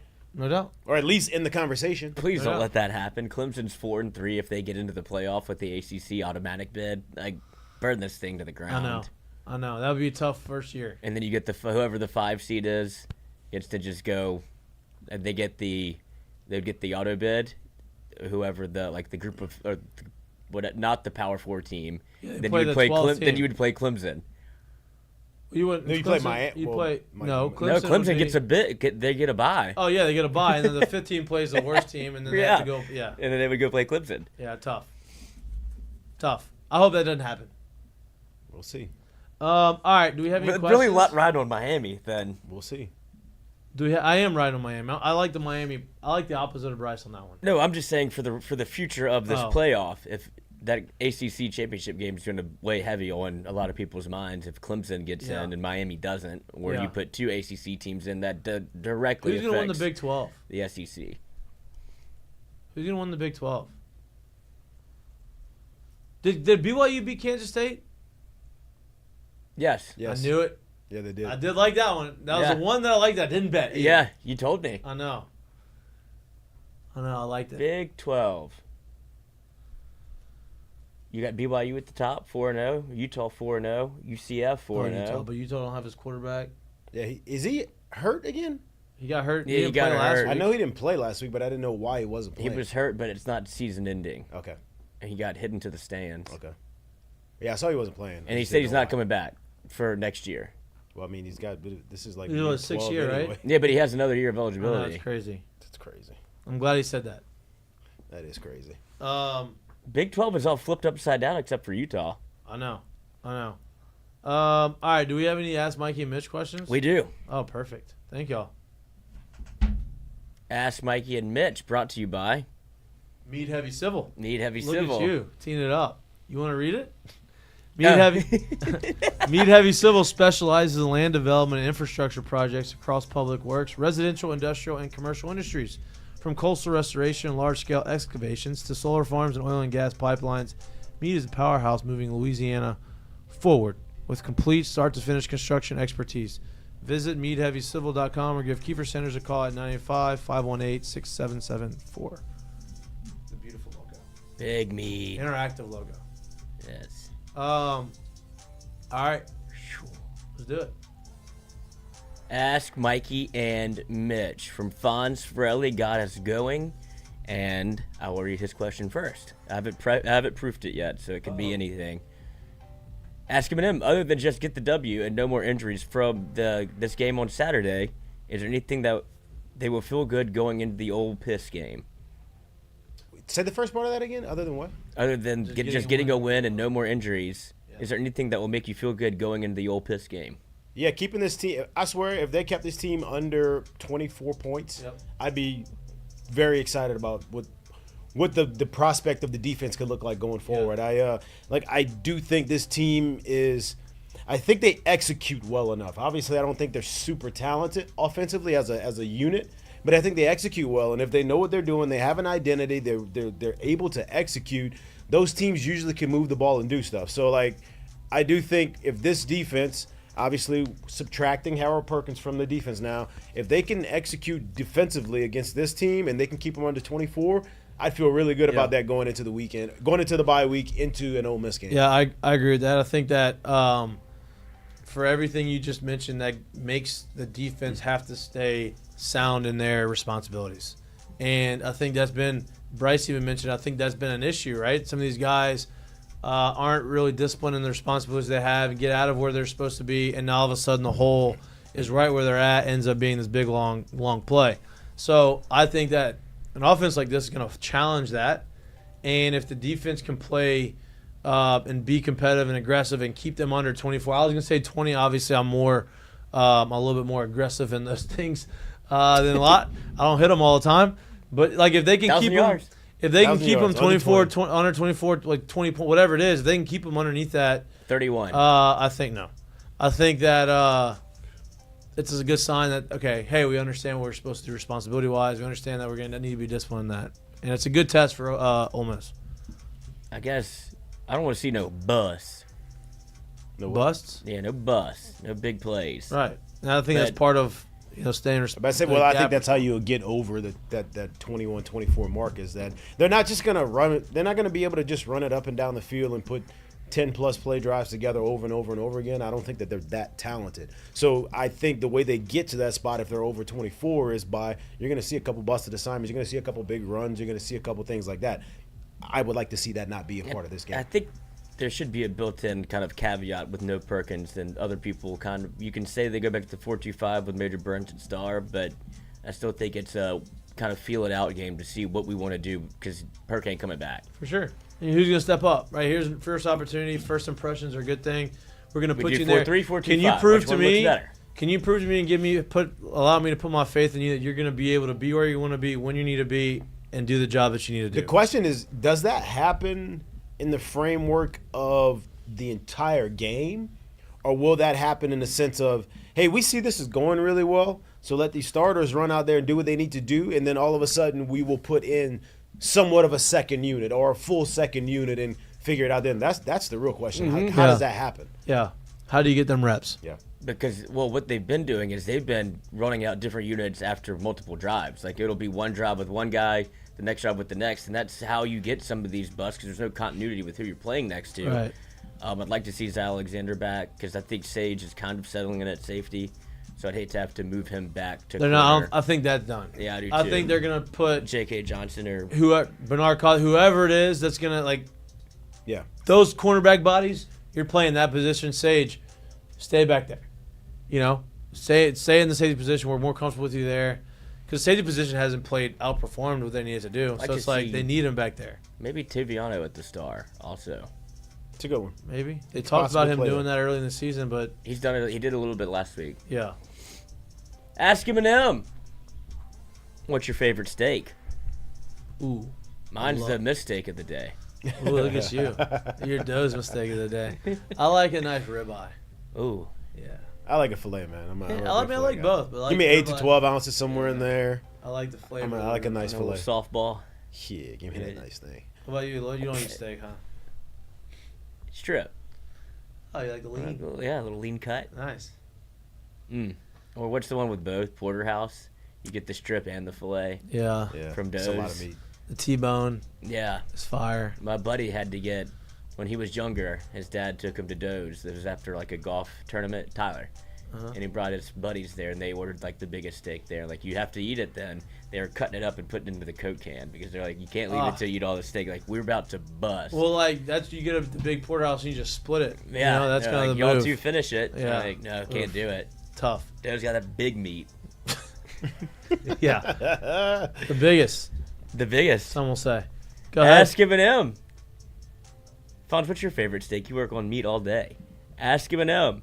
If you're doing a ride-along, would it be a NASCAR, drag race, drift, or IndyCar? Oh, I think a NASCAR would be sick. The other ones are like, I don't think I'd be too cramped. I mean, I know it's not the most spacious thing, but... Well, drag race, you could, I mean... drag race, too. Drag race, I don't like that. I don't love that. It's too uncontrolled for me. Yeah. You know what I mean? Indy 500 would seem sick, too, but, like, I feel like I'd be cramped. Yeah, they don't make them your size. I think NASCAR works. Drifting. That's still on. Let's do. That was a little uncontrolled I'm for me. not trying to do all that. Man, give me NASCAR, I guess, but damn, all of them are gonna be crazy. And I've talked about this a couple times. To be traveling at those speeds and have zero control is not the most comfortable feeling to be in. It's like true. That. So, that's the crazy part about it. I had an opportunity to go. I wasn't able to do it, but to go to I think it was Charlotte. The NASCAR Hall of Fame. Yeah, I've been to it But before. not the NASCAR Hall of Fame. Oh. It was like a BM. It was like a special thing for this car dealerships and the guys. Oh, you're gonna be able to drive the track, and you could drive the track. For people that don't know it, the track is crazy. You get in the curves. You have to go fast. You can't even walk in those curves. Like that's how steep the hill of it is. It's, unless you're Ricky Bobby. Yeah. But the bank. Like you have to go. Like if you go, unless you go, I don't know what the mile per hour is, but you have to go a certain mile before you just start to drift down. And then, that's how slanted it is. Yeah, it's deep. What do you think like the premiums are on that? Like if you let somebody sign up to drive a track. Well, they probably sign a waiver. Yeah, that's what I'm saying. How much do you think that is? To sign the waiver? Yeah, like you have to pay for the car. I mean, I think the company, you don't have to pay for the car. The company has to take care of the car. But, like, Because that would be the. they're not responsible for anything that happens to you. Yeah, that's fine. But I don't Yeah. want to walk away with you totaled the. No, you Ferrari wouldn't F10. have to do that. But anyway, I would love to try. I would love to do that. That would be Yeah, sick that would to be me. so much fun. Or go on the Autobahn. Entourage. Or go to the Autobahn. Autobahn, yes. Autobahn would be fun. Yeah, Yeah. that'd be sick. I wonder if Christian McCaffrey's there right now. That's how he's getting his He's blood gonna spun. come back dunking and shit. Yeah, he probably can dunk. He probably what? He can dunk. Yeah, but not with his Achilles. No, not right I'm talking now. about like, oh, you know, yeah. Ask him. What's worse, thinking the Aints were going to be good this year or being a Jags fan? being a Jags fan. No doubt. without a doubt. And they're not Hey, the look- Aints. They're well, 2-1. first They're off, still in the time top of the out, division. Time out. When I just Okay. made my That's the quarterback part. who's never really won shit anyway, Yeah. when I just made him one of the top 3 or 5 richest quarterbacks in the league, Yep. and they've looked like they've looked for the past 3 weeks, I'm panicking right now. If I'm a diehard Oh, Jags dude. fan, that's not what you want. So Now- without a doubt, The rumors are starting. Bill Belichick to Jacksonville. Has conversations about, well, let's put Bill Belichick down there in Jacksonville, bring a winning team down there. Peterson. Shaka Khan might do it. Yeah, the director of player personnel. Who's the Jags owner? no? Who's the guy? Didn't his son Mm-hmm. the director of player personnel? Mm-hmm. Yeah, maybe he'll Said do it. there's the best roster the Jags have ever had in the history of the Jaguars. Ah, That didn't work, I guess no, not. So on Madden maybe. Yeah. Yeah, Turn the trades off. yeah, that's tough. Ask him. Oh, and then you talk about Belichick. He's angling hard for that Cowboys job. He talks about him all the time. He's like, they got great personnel. I think Bill's working whatever angle he wants. Oh, right now. yeah. Now, Bill's He's using gonna his platform Bill's trying for to himself. handpick the best team. Like, hey, I'm gonna go where I'm gonna win. And look, you give him the roster, you probably will win. Ask him. How hard is it? How hard, or is it hard, to play for a coach like Hugh Freeze, where your dirty laundry is out in the open? I can't imagine respecting him or taking him seriously from Brennan Huff. How hard is it? I mean, look, I don't know too much about him like that.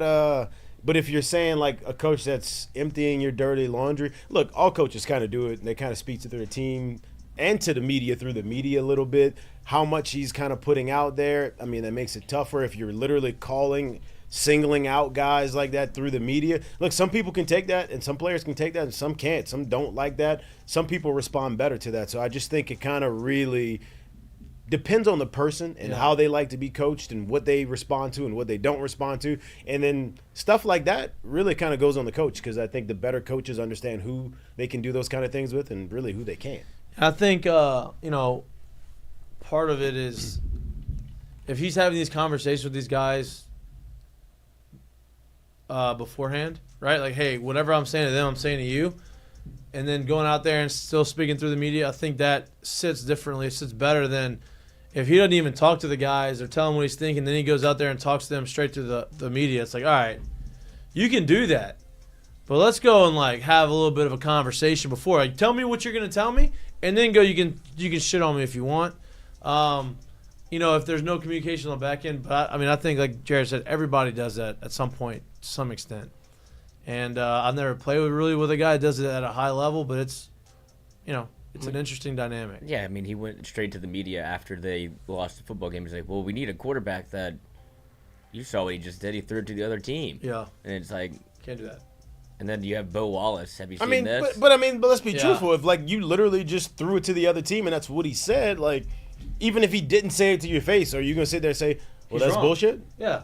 Yeah. Probably He's not. You'd be wrong. like, well, shit, I did. Hey, bro, I Threw it to the struck other out team. 6 times, and the guy says I can't have our 3-0 hitter striking out 6 times to base out. You're right. He's right. I don't care if he said it to my You're right. face or not. He's Yeah. probably Like- right. Now, but like I said, some people are gonna sit there and they just can't take that kind of coaching. So it does take a good coach to understand who you can and who you can't do that kind of stuff with. Yep. Y'all didn't see the Bo Wallace stuff? Oh yeah, I did see the boat. It came out from nowhere. But he's done that a few times. Yeah, he's a little weird. I don't know if I don't really trust Bo. You think? I think so. He said he's clean now, but we all saw the I mean, he videos. said he came out with a lot of, and look, he could be spot on. But like, when you come, it's hard when you go out there and say I have all these examples and then don't cite the examples. But like out there, I don't know. Yeah, it was weird to me. He could be wrong. He could be right. I'm just a little weird. Yeah. Hugh Freeze responded on Twitter. What did he say? He said, my relationship with Bo has never been stronger. I love the kid, whatever. I didn't read the whole thing. How about Hugh Freeze in the coach's call? Yeah, that was excellent. Just Hugh Freeze going like that. Let me be super nice to everybody now. And like, he's a big Jesus guy. Yeah. He's a real piece of work. Yeah, a little interesting. Ask him and him. He threw his quarterback on the bus too. Yeah. He stinks though. Yeah, well. Go ahead. Ask him and him. As a delusional LSU fan, my question is, why is it so hard for people to understand just how damaged this program was 3 years ago and just how light the depth chart was and how long it takes to actually rebuild? I think that's spot on. I think you're spot on, right? And let me kind of add to that. And I think we've all touched on this a little bit. Not only was it in a tough spot, in a bad spot, where you had to go out.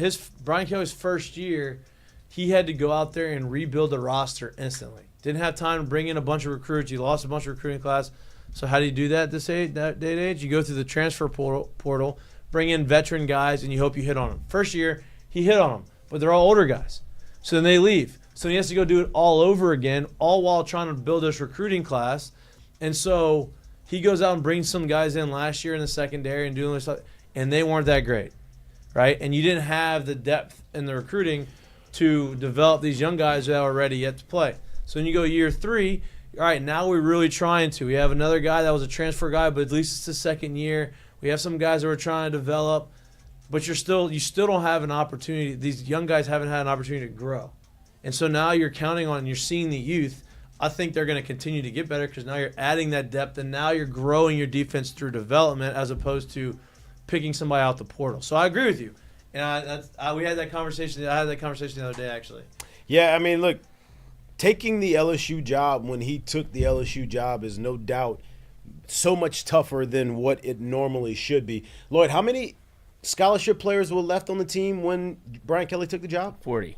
38, I thought. 38. 38. Yeah. So when you take a job at only 38, it is only the only real thing you can do. Like if we went around the country, I won't even really say around the country because I think that's not even a accurate depiction of what's going on. But if you went around the SEC and said, all right, how many impact or literally every down freshmen are there in the league? You can probably count them on one hand, right? For sure, you got the kid, the DN at South Carolina. You got the receiver at Alabama. Like there's not that many that come to your mind right now that are every down true freshmen in the league. So if there isn't that, then just going to high school recruiting probably isn't going to give you a very good team in year 1 and or honestly year 2. Right? So you had to go to the portal to grab a ton of players. Now, the portal's hard because if you look at the best coaches and you talk to the best coaches and you hear them speak about how they utilize the portal, it's handpicking, and you hope for sure that you're handpicking the right guys, the right kind of people, the kind of people that want to be there and aren't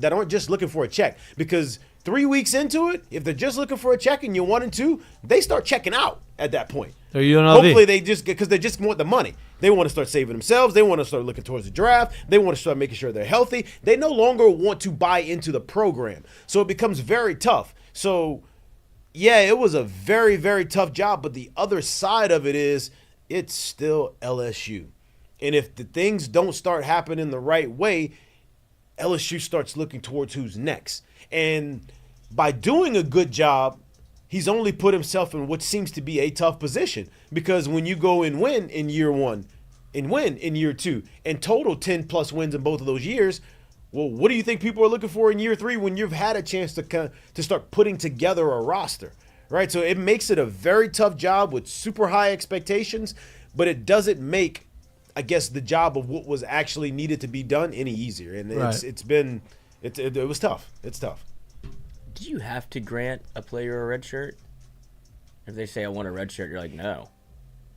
Why would you not? In this day and age, no, but yes. Because what happens when you don't is they say, I'm out. which they really couldn't. You really couldn't do that before like that. But why, as a player, would you not want the red shirt? No, I'm saying as a coach. No, he's saying as a coach, yeah. Oh, like you don't want to red shirt him? Like you just want to get him off the roster for 4 years? You don't give him a fifth year? Yeah, no. Well, like I'm looking at for everything that Jared just said. This just dropped. USC defensive line Bear Alexander plans the red shirt the remainder of the season and enter the transfer portal. What if I say fuck your red shirt? You have to stay, or are you gonna lose a year of eligibility? No, well that's not part of the rule. He can transfer at any point. He could transfer, but he would be ineligible. This saves him a year. I know. This is a completely different situation, though. Yeah. So, like, for me, what he's doing is saying, okay, you can't play in, more than 4 games? Right, so that's why they're all doing it now. So that's why they're all doing it now. So He's a starter for him, isn't he? I'm putting my name in the transfer portal, and that takes him out of the school. And so it's just an automatic red shirt. No. Yes. Like, and the next school is going to say, okay, we're going to redshirt you and give you that extra year of eligibility for the last year. Can't you do that? I don't think it works that way. No. Yeah, I don't think it works that way. Or then that's just free agency. We're like, I'm going to a different school right now. Yeah. But so it's not automatic redshirt. They have to announce that they redshirted, or do they just get you don't get a redshirt? You have to be redshirted. Yeah, you have to be redshirted because of the roster numbers. They don't have to redshirt before the season starts. No. That's what I'm saying.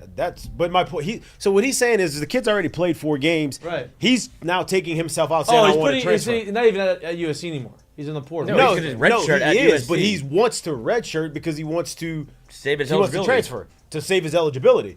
He's saying like, do you have to redshirt him? So like he can't just say, if that was the case, then he'd say I'm out. Like I'm just gonna leave. But he knows that I have to redshirt to be able to save this year.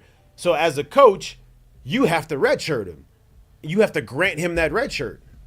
Yeah, so you're asking why can't they just deny that? Yeah. I don't know. He can, but it becomes that's an ugly situation because the kid was playing a lot. Well, no, but if you already announced that, you announced on Twitter that this is a guy from USC. Yeah, the D tackle. Why? Is he in or is he a tackle? That's crazy. He's a D tackle. Why do you think he's transferring? He wants to go play somewhere else. I mean, this is the guy that's been to 2 colleges in 2 years. He went to 4 high schools in 4 years. Jesus, really? Yeah. So this is going to be his 7th school in 7 years. Big World Tour. Path of 7 schools in 8 years. Wow. That's a lot. That's a whole lot right there. And Jakeem Stewart's kind of on that path right now. This is going to be his 3rd school. Who? The defensive lineman that's he's leaving St. Aug to go to Edna Carr, but he's ineligible. He's played 1 year of high school football, but he's the number 1 ranked player in the class of 2026. He wants to reclassify into 2025. Yes, but St. Aug doesn't let you do that. He wouldn't be able to leave early. And so Edna Carr said you can, but now he's ineligible because he already played in the Jamboree at St. Aug. So he's played 1 year of competitive football, and he's still the number 1 ranked player in the class. Wow. See, that scares me a little bit. Yeah, but that's what Bear Alexander has done. No, I know, but like that scares me. It's like, damn. Like, is he good? Everybody wants him. No doubt, but like because of probably his stature and his physicality and all that stuff. But like, I mean, maybe not, but that's just kind of scary. Just a lot. He is 6'6", 275 at 15. Yeah, I mean that helps. I think we can figure out something. Yeah, that helps. That helps. Hey, bud, come over here. Yeah, we wouldn't even pay you. Actually, you played one year. We'll pay you.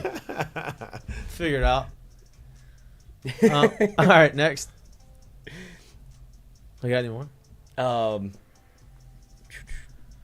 We did. From Fonz, we go. Ask him them. What's your thoughts on LSU not using the oversized tight end on short yardage more? Like, see, Trey does. I know he's talking about. So, oversized tight end's great right now for them if they're out in pass routes or trying to go out and just have fade routes. Short yardage, oversized tight ends doesn't mean that they're very good at the blocking part yet. I also don't think like when you take out a book, like a physical book, to read it, you have to read page by page, right? Like you can't just read the whole book in one page, right? Well, if you saw the speed reader guy, every time time that video pops up on my Explorer page and I watch it, I cannot stop laughing. Like I actually thought about it last night because I laughed at it again last night. I'm like, am I a child? Like, I am a child. But, like, I belly laugh. Like, I'm laughing hard every time I see it. It's because how did we get this far? How did you think you're going to pretend, you're going to trick somebody that you can read the whole book in 2 seconds. And there's no proof. All you did was turn the page. And So, made some weird noise. so if we try to read the whole book Yeah, in one 4 page. weeks, then Yeah. we no longer leave any secrets for Ole Miss and Alabama and Oklahoma and all of them. So I'm fine with it. Like, I don't need to see it all out there right now. It wouldn't have won us the one. I mean, maybe you use that then, but once again, first game of the season, if we got to pull out all the tricks and all the stops and all the formations and all the special packages, shit, it's going to be a long year. It's going to be hard to beat a lot of teams, yeah, so and I'm I not that think- surprised. I'm not either. And I think the question was, how come we're not more successful in short yardage? I don't. They're just because they're big bodies doesn't mean they're going to help. I don't think he means. I don't think he means that. I think he means like, hey, you got them in short packages. Throw the go balls. With Oh, them, really? Use them to use their size. But it's like, why? I don't need to do it all yet. I understood the question as in the run game, but you understood. But it I mean, differently. So it well, could I be mean, I'm either just way. saying, like when I think about know. those guys, we're not running a ton of edge runs, Right. And I don't look at those guys as obviously Pimpton a little more than Trey does, but like I don't look at him as exactly blocking tight end. So I'm hoping he's not meaning in that way. Right, and I'm hoping he means like short yardage, pass game, size, Well, he's box probably out, in the stuff chat. like that. Let's ask him. What's he mean? Is he saying something to us? What does he mean about? What was the question? What is he referring to? I would imagine exactly more of what Jared was saying as a go up and get it if you're struggling on short yardage and like even in the red zone whenever you've been close and you've got to split that man out, let him go. They've done it once. Trey Green has caught a touchdown this year. The corner route, yeah. Mm-hmm. So, yep. Because I get the question, but I think it becomes in terms of predictability when you see this package of traders out there. They're probably throwing it, but if that's the case, were you going to go out there and do what they did to Calvin Johnson, put 2 on him, like just at the line of scrimmage? I would love for them to do that Yeah. because someone else can get it. But he is it does seem like a very winnable proposition for Trey Green if you do treat him like Tolliver, just do it 3 times in a row and eventually he'll catch one. Yeah. Florida. Keep running that same play. You got any more? Or is that it? Yeah, I'd rather him come out in a package and against Ole Miss in the third quarter, and they're looking back at hey, where, like who we got, who got who? How do we? I'd rather it be that way than them to see 14 run on and be like, and then you run a draw. Yeah, I like that. That's me. That's just me though. Yeah. I did love the play that they ran with Xavier Thomas, where he scored the touchdown on the pylon. Like it wasn't as open as I thought it would be. Little pop pass. A little orbit pop pass. It's like now we're getting somewhere. Yeah. Okay.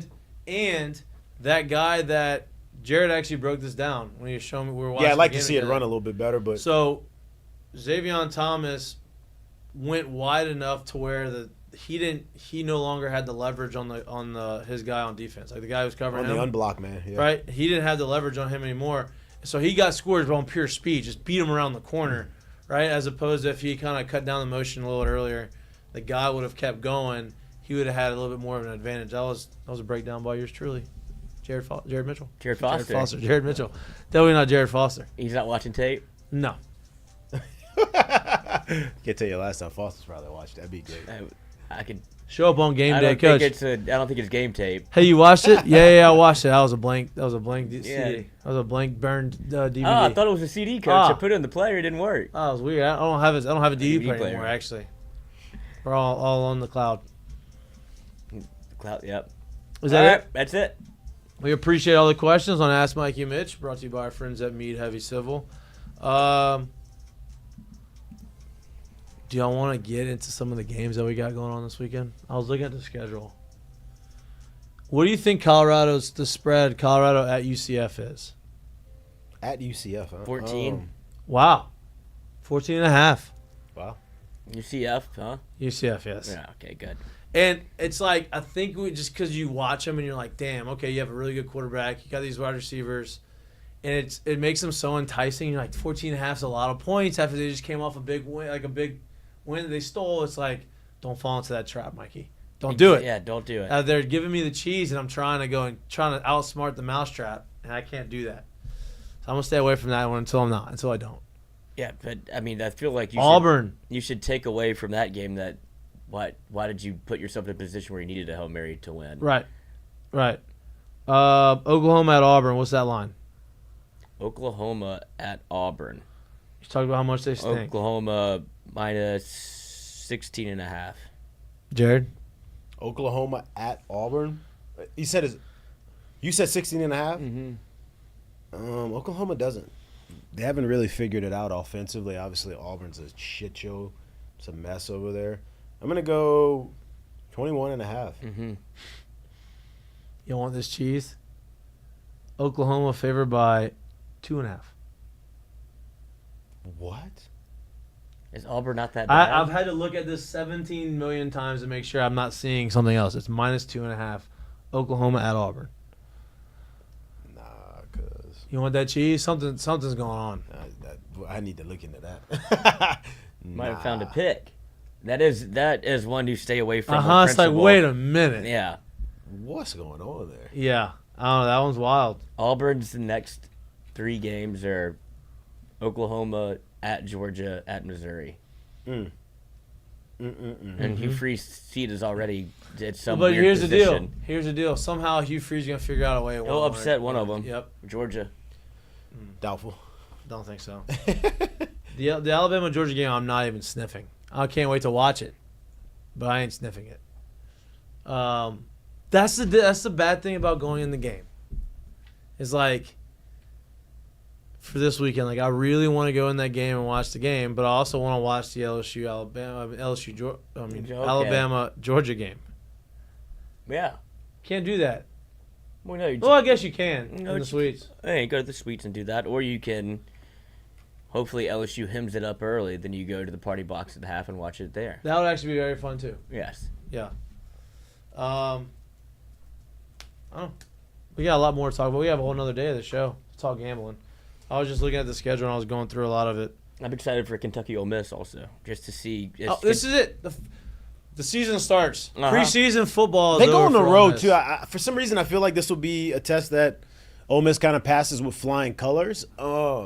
But yeah, I do want to see if like Kentucky can go in there and put up a fight and kind of show, I guess pull some chinks in the armor a little bit from Ole Miss and kind of see what they, show some flaws of what they have and what they don't have. They played Georgia really tight. Georgia has a really good quarterback. Obviously, offensive schemes are way different, but quarterbacks, Georgia's quarterback is more highly rated than Jackson Dart, right? Like he's supposed to be a top 10 pick, top 5 pick potentially in the draft next year.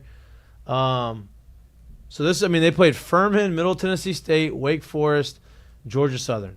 They got Kentucky, and then at South Carolina is a tricky one before they come to LSU, isn't it? I agree. Yeah. That's a tricky one because we're off, and they got to go to South Carolina that's got the ability to get after Jackson Dart. It's going to matter what South Carolina does from here until that game because I do think it's like that time of the season where if you aren't continually winning games or you continually finding ways to lose games, the belief kind of starts to leave the building a little bit. So I think if they can kind of string together some wins going into that game, you'll see a very good showing by that South Carolina team. If they don't, Georgia could go in there and blow them out. Well, I do think so. Well, here's the deal. Here's the issue with the South Carolina schedule. They got a bye before the Ole Miss game. They have a bye before the Ole Miss game, which is great for them because they got Ole Miss, Alabama, Oklahoma, Texas A&M, at Vandy, Missouri. I don't care about those games. I know that, but my point for them is like, well, that's what I'm saying. Like, because if you got Ole Miss after Alabama or after like a couple of those games, ain't no shot. But, that's why I'm mentioning that because if you can't string something together before that, you start looking at the rest of the schedule. You're like, well, what are we gonna get one at? And it's pretty much cook. See you next year. Yeah. You know what I mean? At that point, that's why they're so mad about the LSU game. That would have been 4 wins, and you're like, all right, let's get 2 of these, and we're bowl eligible. And that was a tough schedule. Yep. Now it's where are you gonna find the win? 3-1.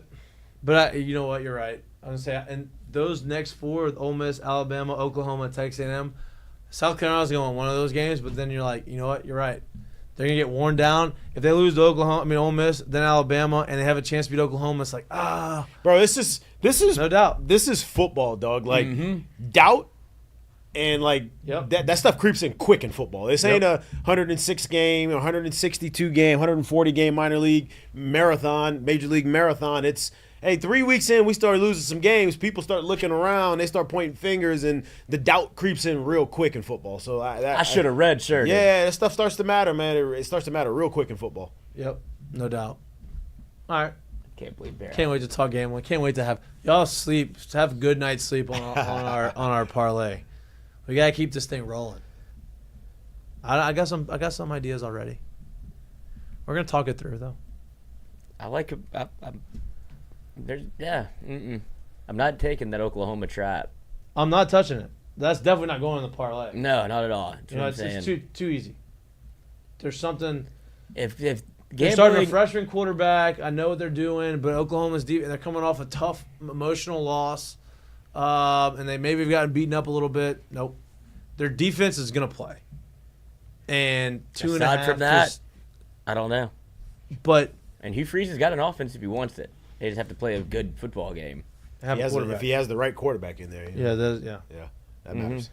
All right. Mistake of the day brought to you by our friends at Dozy Place. Mistake of the day is, I feel like y'all will speak on this more than I will, but real shitty move by the Pittsburgh Pirates organization. So the Pittsburgh Pirates designated first baseman Rowdy Tellez for assignment on Tuesday, a move that saved the team $200,000 in performance-based bonus he just missed reaching. Tellez was due the bonus if he received 425 plate appearances, and he had 421. The Pirates are already eliminated from postseason contention. Start of the day with 6 games remaining. Tellez has signed a 1-year, $3.2 million contract in the offseason with several incentives triggered by plate appearances, a potential all-star selection, and postseason awards. Yeah. So they designated him for assignment instead of just forking over $200K for this man that's played all year. Yeah, that's tough. I'm out on it. He needed 4 bats. I'm out Yeah, on it. one game. Here's my problem with it. Is it kind of caught blaze a little bit in the national media, and people kind of started talking about it. And Jeff Passan was on the McAfee show talking about it today. Great point. I was about to bring it And he brought up, I don't even remember who the player was, but he brought up someone who had an arbitration. And for anyone who doesn't know what J.D. arbitration Davis. is, J.D. Davis arbitration case that he won against the team, and they did not select him as someone who made the team out of camp. So instead of making like the 7.9 or whatever, which is what he won in arbitration, yeah. he only got like 1.6 or something like that. Yep. So like that's a big difference. Here's where I don't agree of it being the same thing as the Rowdy Tellez situation is. Technically, the kid didn't make your team. So he didn't make the squad. Whether you could say it was because of that or not, like that's all up to whatever it is what it is. Here's a man who has put 400 plus at bats on your team this year. He has been a part of what you've done, whether you think he's good, whether you think he's bad. He has been on the team. And so if somebody's good enough, usually if someone's good enough to be in your lineup for 400 plus at bats, they don't get sent down in that same calendar season, right? To send that man down on a team that's not going to make the send him playoffs. down to DFA. To DFA him on a team that's not going to make the play. Well, I mean, you Well, he basically may, have to. yeah, That's he what I may said. have, he may have any options. So, yes, I'm saying. So to send him down on a team that's not going to make the playoffs, so it's not like you needed room for somebody else to come up and you're making a decision that's competition based. To send him down and not give him this is crazy to me, but it also speaks volumes to how you view the players, how you treat the players, and it's going to be hard for me to think that you're going to be able to get free agents to come into this place when you're making moves the way you're making them. But also, when you're doing things like that, that speaks to a team that shows you, hey, we're going to make we're going to have the lowest payroll there is because we don't give a damn about winning, right? Right. So It's a Bush move. You mentioned J.D. Davis, great example. I think it's way different, right? It wasn't like the Giants said, "Oh, we're not gonna pay you, and we're gonna get someone cheaper than you." They said, "Okay, you won that. Good for you. Maybe that's what they say that you're worth based off the comps." But instead of us saying, "Okay, we're gonna shell out this money," we were gonna go get Matt Chapman in free agency, and we're gonna give them $150 million extension. So. Not the same situation. Shitty on like, J.D. Davis. He didn't make the team. He just didn't make the team. Right. Whether it was because of that or because right. it doesn't matter. Like he didn't play he doesn't have a single at bat on the back of his baseball card for the year 2024 that's for that club. So Right. if that's the reason why money, okay, the other guy's got 400 plus for that club. Yeah, 4 bats. That's Bush. And then you need to give him 4 more at bats and you send him down? That's Bush. You could have sent him down a week earlier. Yep. And done it a week earlier and said, okay, listen, we're not dumb. We use numbers all the time. We know this is coming. I can see that if he plays X amount of games and gets average this amount of bats in this amount of games, he's going to hit his bonus. And we're not in the playoff race. We hadn't been in a long time. He had done this when he was 150 Why couldn't you have at-bats done away. it when he was 50 at bats away, when the month started, or 2 weeks left of the season? But you wait till the last game. Or when you felt like not necessarily that you were mathematically eliminated, but when you're like, hey, look, we're out of the playoff contention. It doesn't matter. Let's call up this young kid, give him some at-bats. Maybe he can be something for us going forward. But let's make the move now. Yeah. 4 at-bats away? Bush. Yeah, Bush. Bush. No feel. Bush League. All right. Current call is brought to you by our friends at Perkins and McKenzie. Perkins and McKenzie. I'll lead it. I'll give you a quick one, a simple one. I actually missed it, and I'm sorry, Lloyd. I didn't put the video in here, but it is with MLB, so who knows how much of video we could have used. But for a team that has been much maligned in the past, I think they've had a couple playoff berths in the past, like recent past, but they haven't been taken serious when it comes to what they've done in the sense of being a contender, and especially in that division, because that division's always been dominated by that other team out west. But watching the Padres clinch a playoff spot by way of a triple play to end a game is pretty cool. So I'm going to give it to the San Diego Padres. Also having like that second half of the season where I think they would have been the best in baseball with 42 or 43 wins and like maybe 17 losses in the second half of the season. That's pretty special. When you're doing things like that, you got somebody like Manny Machado on the team who's a leader in that clubhouse, who's obviously a really good player. You got Arise, who's a really good hitter on that team, and to do what they did, trending the way that they're trending and playing how they're playing, seemingly there's somebody you need to take serious this year in the playoffs, and that's a good way to kind of push you into that opportunity. Love that. Lloyd, you got one? I do. Burn bright, but not for long, as the ass hat was available in stores. So curtain call to whoever got that done, and then is immediately taken off the website. But it did exist for a brief moment in time. So curtain call to the A's ass. Love that. Love that. Somebody has it. I mean, how like that? Would you call somebody with that on an ass hat? Yeah. that hat's gonna like go for a lot of money because they probably don't have a ton out there. I wouldn't think so. Yeah, love that. My curtain call, I was gonna say, hey, to the LSU quarterbacks on Monday Night Football. Obviously, that's an easy layup, but it's to another LSU guy, and not just because he had 2 touchdowns in the game, But 3 because over his first 3 games, 2 Malik touchdowns Neighbors. But because of the interaction, I love NFL mic'd up.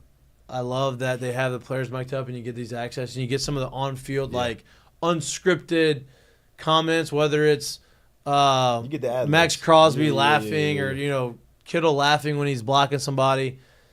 You get to see Malik Neighbors as a rookie.